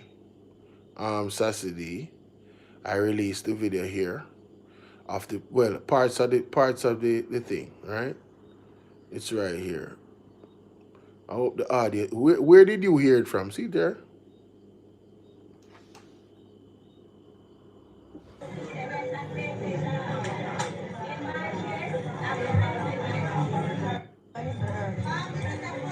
Yes.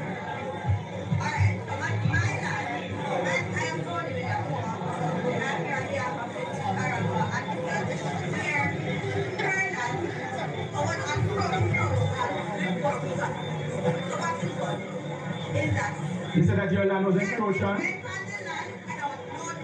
Oh, all right. All right. So, again, you have a particular issue that we cannot deal with in this kind of meeting. You will... So that lady just said they went on the land without her permission. And he said, you have a particular issue that we'll have to deal with off air. Yes? And it got really spicy around this part where the lady came up. She made an excellent point. No, not that lady. She actually came to the front and took the microphone. Oh, here she is. Here she is. Here she is. She's right here. Yes, ma'am. Let me hear you. Your voice is... You have to go up there, baby girl. Girl, you have to go up there. Let the repeat it, please.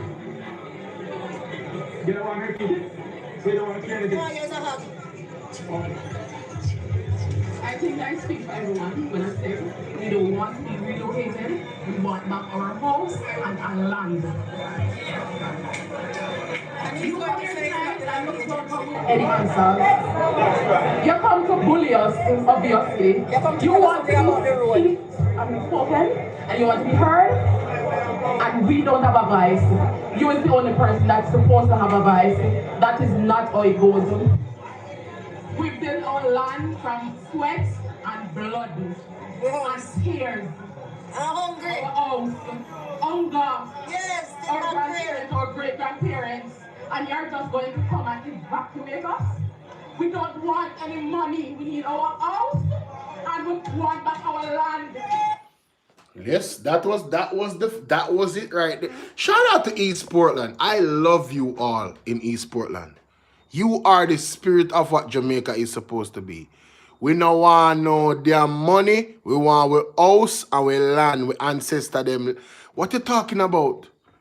The man tell the people them saying at 2 months, them are going to start the thing. I push people them off island, you know. Let me tell you something. This, I forgot a quote, you know. Me a call upon Mark Jefferson Golden. Anybody who listen to me right now, we have a link to Marky G. Tell Marky G so we need him to get on top of this to defend the people of East Portland. And I already know that Isaac Buchanan must be on the case. But I want Mark Golding to give him his 100% full support, anything he need to protect them people from keeping their land. Them damn out of order. Jamaica, we have to stand up, you know. If we not stand up, this man are going to take everything for his family and himself and the people we work for. You hear what me say? It is no damn joke. Right? No, see, Isaac Buchanan sitting right there, sir. But I never got to hear Isaac Buchanan's side. Like, I never got to hear him speak. I caught it, you know, when 20 minutes was left, pretty much. That's when I caught it. So that's when it got spicy. She called him out. She called him out. What are your views on the size of the cabinet, with the Prime Minister announcing today that they are going to also sort out a Ministry of Defense now? What are your what effect do you think the size of the cabinet is having on the Jamaican economy? I mean, the size of the cabinet is a fictitious thing, right? It's really like mind over matter. It's just a numbers game on paper. What is important is the function of this cabinet. I think the Ministry of Agriculture needs a real overall. I think we need to have a Minister of Technology. And when I say technology, I'm not talking about telecommunication and BPO. I'm talking about real technology with artificial intelligence and robotics and these new things that are taking place in the new world. Somebody really responsible for the financial technology, I think, which is really looking at finance and technology being employed in finance and how Jamaica is using this technology and so on and so forth. It's very, very important. But even though the size of the cabinet is a number, we are paying close to $1 trillion, over $700 million a year for the size of this cabinet. Isn't that significant to the economy of the country? I mean, I just want 3 people in a man. You get me? If you have 3 people, we are collect 15 million. That's only 45 million and not really nothing really. I think for the grand scheme of things. I just like a small amount of money. Yeah, when I split up that across the whole country, I like $1 and $2, $2. Mix it. So we have to start look for real things. We can't think trivial in these times. We have to start look for how, as a country, we are going to generate real wealth. You understand? And how are we going to generate that real wealth, Professor Hahn? We have to find these goods and services that the world relies on Jamaica for. That is the point that we are making. The world relies on Jamaica for certain goods and services. And we have to figure out how we are going to broad brush these goods and services. You following? Yes. And I'm in total agreement with that. Over the years, we have not really given the world what they have been asking us for. The world has been craving our culture and our creativity, but we have not yet delivered that to the world. No, we have been hiding from ourselves for a domestic economy that has no grit. We have been hiding from ourselves. I like that term. Yeah, man, for a domestic economy that has no grit. So the so-called business people, the so-called aristocrats of Jamaica, they are seeing a different Jamaica from what the rest of Jamaica is, and more fundamentally what the world sees Jamaica as. So they are trying to maintain a status quo as if they think Jamaica is Dubai, or as if they think Jamaica is, I don't know. But they have this superficial understanding of what Jamaica is, because most of them are wannabes. So most people want to be British, want to be English, want to be the colonial master, want to be somebody. So they focus predominantly on how they articulate themselves, how they dress, and the type of friends they have, etc., etc., rather than the substance that comes with their being. And many of them have no substance with their being, and many of them don't understand. You see, it's good when Jamaicans get a chance to travel. Yes. They get to see how important they are. Yes. Some people, the classism that exists in Jamaica, when everybody is abroad, no matter how brown you think you are, if you have 1% black in you, they consider you to be black. Mighty God. Yes. So you get the same treatment like a jet black person. And in that case, they too become frustrated with the racism. So they bring back that same racism come to Jamaica and then try to frustrate the rest of the population because they are frustrated. So we have a spillover effect of a lot of frustration from people. Now, what you want is for people to know who they are, so they are not frustrated. They know who they are from day one. So they focus on the substance of the development rather than the form of the development, which is important. I normally tell people, Professor Hahn. Yo, that brother IQ too high, bro. Yo, man, I tell you, say this man IQ too high. Big man thing. That Dwayne just say a while ago, we have to go listen to that again. We have to go really listen to that again when we wake up. Because, yo, the man I chat some things, brother. We have to go listen over that back again. You hear what the man say? If you even have 1 pint of black in you, right? The man them see overseas as the same. Right? So, them come here and I try to speak nice and, you know, and I try to put out a certain level of classism when them for just keep it real and just relax. You understand? And realize that we are all one and deal with the thing on that level there. So them become slave masters now and I try to hold on a certain group that they deem that they are, you know, more than them better than. You see me, and I try really, them I try run a place like Dubai. Yo, the man, no, me I tell you that brother IQ too blurred not high, virgin. That youth IQ too high. My goodness, yo, man, yo. You more me I think about it, me I understand exactly what the man I talk about on a social, a social level, and it spill over into the economics as well.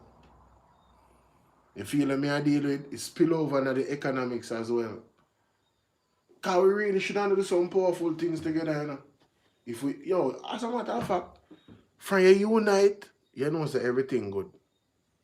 Yeah, when you unite, at the most powerful time in any kingdom, when the people them unite, when them don't make, you know, certain trivial things separate them. And a lot of trivial things separate Jamaican people. Andrew Holness is one of them persons that we feel like, say, him dep on that level, you know. If you notice how him posture himself is a very prideful man, you know. And you notice how he move like him better than people, you know. Andrew Holness not article, you know. No, Andrew Holness not article. Mark Golding more genuine an article than Andrew Holness. Andrew Holness is so fake.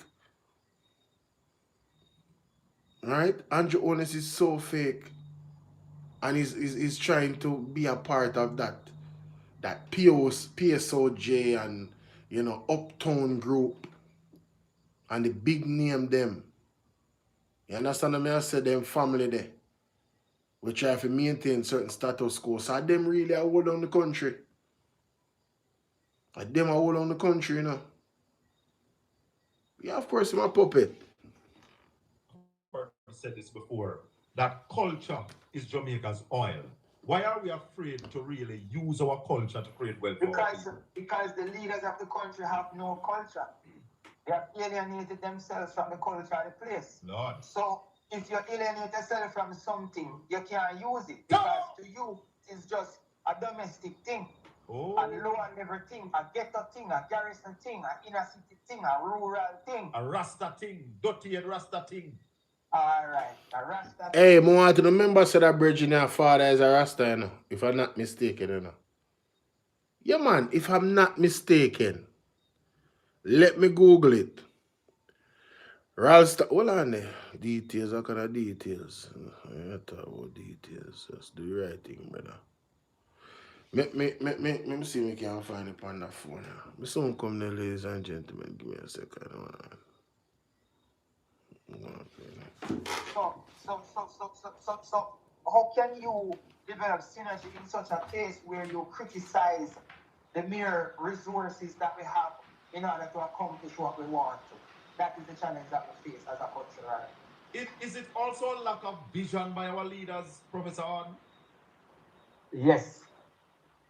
It has always been. And I think, you see, there is this dogma that black leaders, if you don't subject yourself to corruption, then the Anglo-Saxon, the Roman Empire will kill you. And we have seen it. I mean, we've seen where the Roman Empire have killed many leaders from Toussaint, come straight back to some of the more noted ones like Sankara and Maurice Bishop and these guys.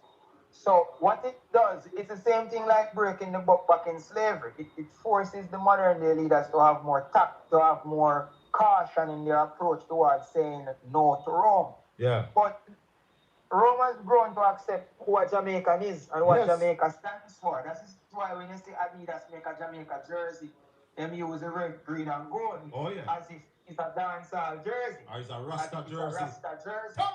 The following as if it's an African jersey because they know that we are the root of Africa. But our leaders don't know that. To have red, green, and gold leaders because most of our leaders are red, white, and blue. Oh. So we need black, green, and gold. Because Jamaica is the only country, you know, where we don't have red, white, and blue in our flag, you know. Yeah. Jamaica is the only country in the world where we don't have red, white or blue in the flag. Well, say all the other countries have red, white, or blue in their flag. Sure. Professor Some have either red, some have either white, some have either blue. Any shade of blue. Yeah. Look at it. But Professor Arn, let's look back though at our present leaders leading the country now. Prime Minister Andrew Holness, Finance Minister Favour Williams. How do you assess those leaders right now? As I said, and the productivity. Before, they have done well in terms of stabilizing the country, but they have lost the productivity puzzle.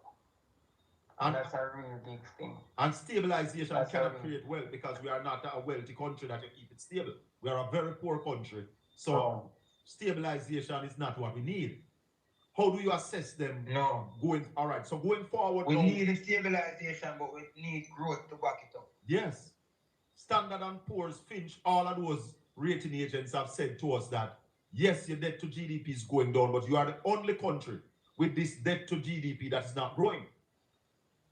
How do we move from that position now? You know, we have to realize where we are and who we are. And as I said to you before, we have to fix the productivity problem. Until we fix the productivity problem and we are honest with ourselves. Because most of what happens in the country is either politics on both sides. Yes. So you say something good, you're JLP. You say something bad, you're PNP. You get me, I write 2 articles in a paper by the time I look at the PNP people and I message my phone. This look like a labor right commentary. No. But you're coming from where you see. My phone, man. But tell me something, Dr. Yeah, because... Go ahead, finish your thought. Yeah, we have to be honest with ourselves. Yes. But let's look at what has been presented by the finance minister the other day that we'll be debating in the budget coming up. How do you assess the numbers presented and where you see those numbers taking us? Remember, we haven't seen all the numbers yet, you know. We've just seen a small portion of it. We have to wait until the budget debate to really understand where we are and what we want to get done. So this is important. You know, this is very, very important. We have to realize that. And until we do, we will forever be in this position that we're in right now, where we don't want, we can't face the facts. But from very early, I've learned to face the facts. But based on what you see so far, does it give you any hope for the future? Of course. Talk to me. Of course. Tell me what you have seen. What gives you hope so far? You see, Jamaica is a country of remarkable people. Yes. And because we're a country of such remarkable people, we have to always recognize and understand that we have infinitesimal amount of potential, you know? Yes. And our potential is not a potential that we understand. And as a result, we have not figured out how to build this potential to the level where it ought to be. Yes. So we have to now realize this and take the time out to really do what is right to explore the full potential of our people, and I don't think that we have been doing that. And I personally don't see where this government is showing the vision to do that. Because I've always said it, Professor Art, that our people is our greatest asset, but we have not been able to put our people to work for the country. What say you? Say that again? I have always said it. From I go school as a little youth, them tell we say our people are our greatest asset. We have not seen an administration that has really put our people to work in the areas that our people can grow. And therefore, we have not grown the way we ought to grow. What say you? Exactly. And I mean, is it coming out of slavery? Coming out of slavery, you know, many Jamaicans don't really understand themselves coming out of slavery. Meaning that we got so beaten up in slavery that we are still resetting. Even now, we're still resetting. A lot still resetting. Yeah. And because of that, we still don't figure out the aim of this world, because coming from a communal setting where everybody live on communal basis and we share things on a communal basis and we make resources available because our life is built up on abundance. We come in the new world and the new world is built up on scarcity. And because of scarcity, there is this gravalicious behavior, there is this capitalist behavior that you have to capitalize on the other person's demise. We still haven't figured it out yet. So we're still trying to figure it out. And those of us who have figured it out into selfishness. So at every stage, there is a misunderstanding, a misinterpretation, and then a misuse. Wow. Yeah. I have two final questions for you, Professor Art. Michael Leachin did an interview on CVM, I think it was last week or the week before. And he told Giovanni Dennis that Jamaica is not an investable country. What are your views about that? Outside of the tourism industry. He said the only industry that people might invest in Jamaica is the tourism industry. What are your views? I should ask you, what are your views? Is he right? Is he wrong from your point of view? From my point of view, he's right. We are not investable. And he also pointed to the fact that since 2016, foreign direct investment has been going down, not increasing. And the point that I think Leachin is making is that there has not been a proven success of industries outside of tourism. Exactly. I mean, in the financial sector exists, but as you know, that's just numbers. But this decade is going to be a decade like the 1920s, which is going to be, or has already been filled with uncertainty. Yes. And because of this uncertainty, you find that capital is skeptical. Mm-hmm. Following, and capital is skeptical. And you cannot have skeptical. Hold on there. Hold on there. Me miss one part there, so. Very important. How can you develop synergy in such a place where you criticize the mere resources that we have in order to accomplish what we want? That is the challenge that we face as a country, right? Is it also a lack of vision by our leaders, Professor Ard? Yes. It has always been. And I think, you see, there is this dogma that black leaders, if you don't subject yourself to corruption, then the Anglo-Saxon, the Roman Empire will kill you. And we have seen it. I mean, we've seen where the Roman Empire have killed many leaders from Tucson, come straight back to some of the more noted ones, like Sam Carr and Maurice Bishop and these guys. People, the youth is not a normal. This youth is not a politician here. This youth is not a politician. This youth is not a politician. He must speak without fear or favor. This youth is not a politician. This youth is a bright, brilliant catalyst for change. You understand? These are the new leadership. Me I say it yes right now. This is going to be the new face of leadership in Jamaica. His type of frankness is going to be the new age in Jamaica leadership. You see, all like dinosaur them in Jamaica in a leadership that doesn't want to change, them are get left behind. What I say them are going to do? Them are going to get left behind. Them all get left behind. So what it does, it's the same thing like breaking the buck back in slavery. It forces the modern day leaders to have more tact, to have more caution in their approach towards saying no to Rome. Yeah. But Rome has grown to accept what Jamaica is and what Jamaica stands for. That's why when you see Adidas make a Jamaica jersey, them use the red, green, and gold. Oh, yeah. As if it's a dancehall jersey. Or it's a Rasta jersey. It's a Rasta jersey. The following is an African jersey because they know that we are the root of Africa. But our leaders don't know that. To have red, green, and gold leaders because most of our leaders are red, white, and blue. So we need black, green, and gold. And Jamaica is the only country, you know, where we don't have red, white, or blue in our flag, you know. Yeah. Jamaica is the only country in the world where they don't have red, white, or blue. You never tell a lie. Listen, all the other countries have red, white, or blue in the flag. Yes. Sure. Brother. Professor Mark.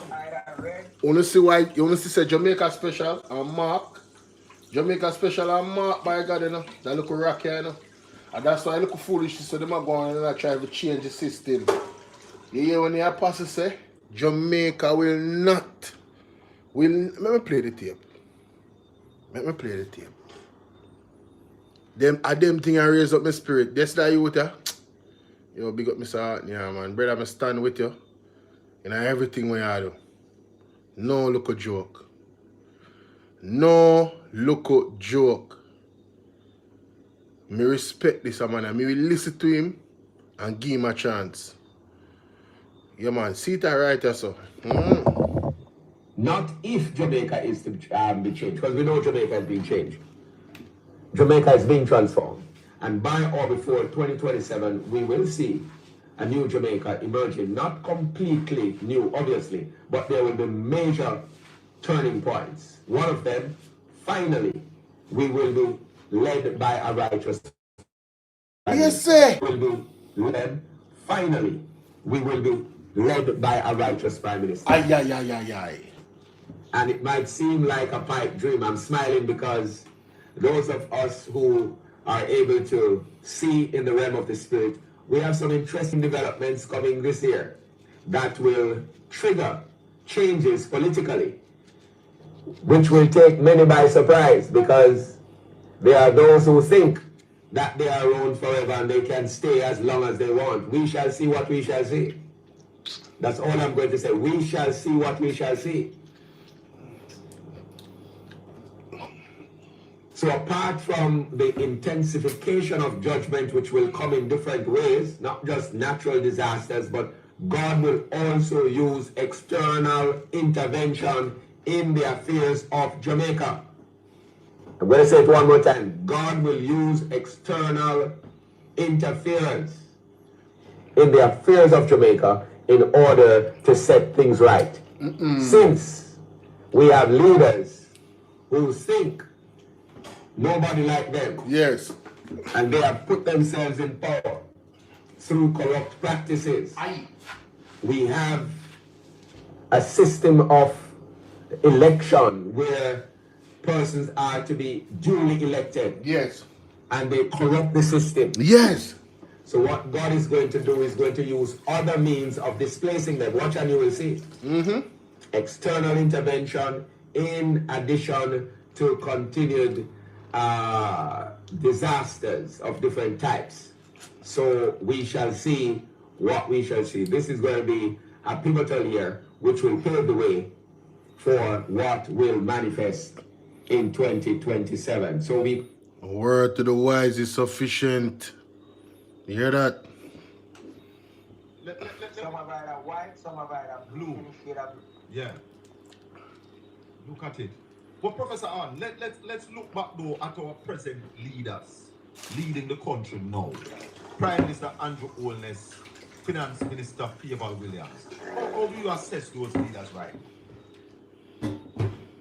As I said, and the productivity. Before, they have done well in terms of stabilizing the country, but they have lost the productivity portion. And that's a really big thing. And stabilization cannot create wealth because we are not a wealthy country that is stable. We are a very poor country. So stabilization is not what we need. The man must stabilize poverty. Stagnation. Like, bro, what? It's crazy, bro. How do you assess them? No. All right, so going forward. We need stabilization, but we need growth to back it up. Yes. Standard and Poor's, Finch, all of those rating agents have said to us that, yes, your debt to GDP is going down, but you are the only country with this debt to GDP that is not growing. How do you move from that position now? You know, we have to realize where we are and who we are. And as I said to you before, we have to fix the productivity problem. Until we fix the productivity problem and we are honest with ourselves, Because most of what happens in the country is either politics on both sides. Yeah. So you say something good, that JLP. You say something bad, you have PNP. You get if I write 2 articles in a paper by that, I look to the PNP people and I message my phone. This look like a labor right comment. No. But you're coming from Say where on you the phone, man. But tell me something, Dr. Yeah, Mark. because Go ahead, finish your thought. yeah, we have to be honest with ourselves. Yes. But let's look at what has been presented. So, Andre Arden get checked by PNP people. Mighty God. And that department you want to hear, you know. Man to come off of my phone. Hey, let me tell you something. Me I rock with this youth, yeah. No matter what. This youth I want to see the country better. And this youth I type of people when you need in their party to tell you the truth. You must tell you the truth. Cast it what it may. I them type of people I'm like. Me no die-hearted. Never will be. If you're not doing the right thing, I tell you the truth because that's how we are gonna grow, you see me? And some people see it as yo, yeah, put on. No, some don't see it as that. If me make you stay in your ignorance, I put you down. You understand what I say, people? If me allow you to stay in your ignorance, I'm putting you down. Right? Probably that's why my channel stay like how it stay, because people know, say, yo, Bolo is not a die-hearted nothing. Me I go give credit where credit is due, brother.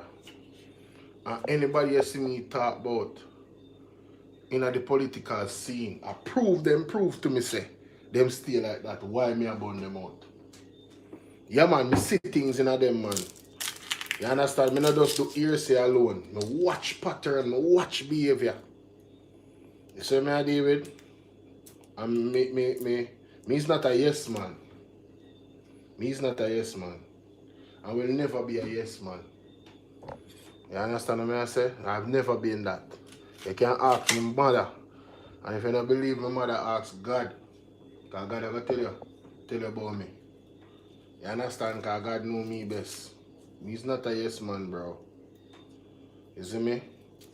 Right now, a whole heap of things me look upon. Let me tell you. I tell people, you know, you see when PNP win and then go in a power, and me gonna be them biggest critic, you know. Me hold them accountable other than Holness. Because let me tell you why I'm gonna do it. You see, where we are as a country right now, we have to accelerate our efforts in making the country a productive country. It is really bad. It is really bad. So we're not gonna have any room for any, you know, it's like, it's either we are going to be Jordan in our efforts, Michael Jordan, or we are going to fail. The man them do the country so bad for we recover and really start to grow this country here in the right way. The Jamaica what we all want to see. We have to have a Kobe mentality and the MJ mentality towards what we're doing in government. No nonsense. Brother, we can't tolerate no form of, what you call it now, what would I say? Conflict of interest, you know. It penalties them. If you don't do things the right way, you have to be harsh. Wanna see how what the country the name? We're mad law for Jamaica. That country the name again. From in the 80s or the 60s or 70s, I mean. One of them time there. But that country the name my people. And that's why I rate Mark Golden, you know. Singapore. We need to now adopt the blueprint of Singapore in many different things. When you see how Singapore focus on education, Jamaica can be. Again, Jamaica's best resource is the people. if Jamaica focus on proper education, you know, Jamaica can be like, you see how Cuba use for them people as resource. Cuba have the best doctor them in the world. They are highly sought out for around the world. You understand what I'm saying? Jamaica can do the same thing to bring us to another level. And we have a lot. We have a lot to offer. You understand? We have a lot to offer, ladies and gentlemen. But I'm going to leave it there. This was an excellent interview with Andre Harton. Big up yourself, Mr. Harton. People, I don't know if you guys watch this platform, 154 Africa. Man, listen. Especially this interview with Vic Mensa of Ghana. Bro, I learned so much things. You see this interview with Boris Kojo? Oh my God. Oh my God. Listen. Yo, I can't even cap. Like, I be watching this from the other day, like, yeah. You know what I'm saying? Instead of watching a movie, this is what I'm watching. These are what I'm watching. These interviews. I have learned so much about Africa, the culture, what Africans actually go through, the history, the agendas, the things that Africa are doing to change that. Whether we like it or not, you know, Africa is going to be one of the power structures in the world, you know, as powerful as the United States. It's going to happen. They are heading in that direction. And they are not going to be enslaved by anybody anymore, or manipulated or used. It is going to happen. It's going to happen. I can see happening. I can see happening. But, you know, there's still a lot of things there I don't pretty much understand, because I've never visited there. And where the world is going right now, I leave everything into God's hands in terms of the direction that my life goes. I really just want to be guided by the hand of God. You know, because there's a lot of booby traps out there. There's a lot of minds out there. You know what I'm saying? And yeah. So, yeah, man. I guess it's time for me to go back to school now. Definitely time for me to go back to school. But yo, I'm here talking. Yo, I didn't even get to watch any of Andre's program tonight. Calm down. Oh, Mr. Dawes is in the building. What? No, man. Hey. I tell you now. Top interview. Let me see which auditor. Scam people out of money. So a lot of the things that are being said that you're telling them to go buy, encouraging you just work with the system and we'll get it good. It's only $70.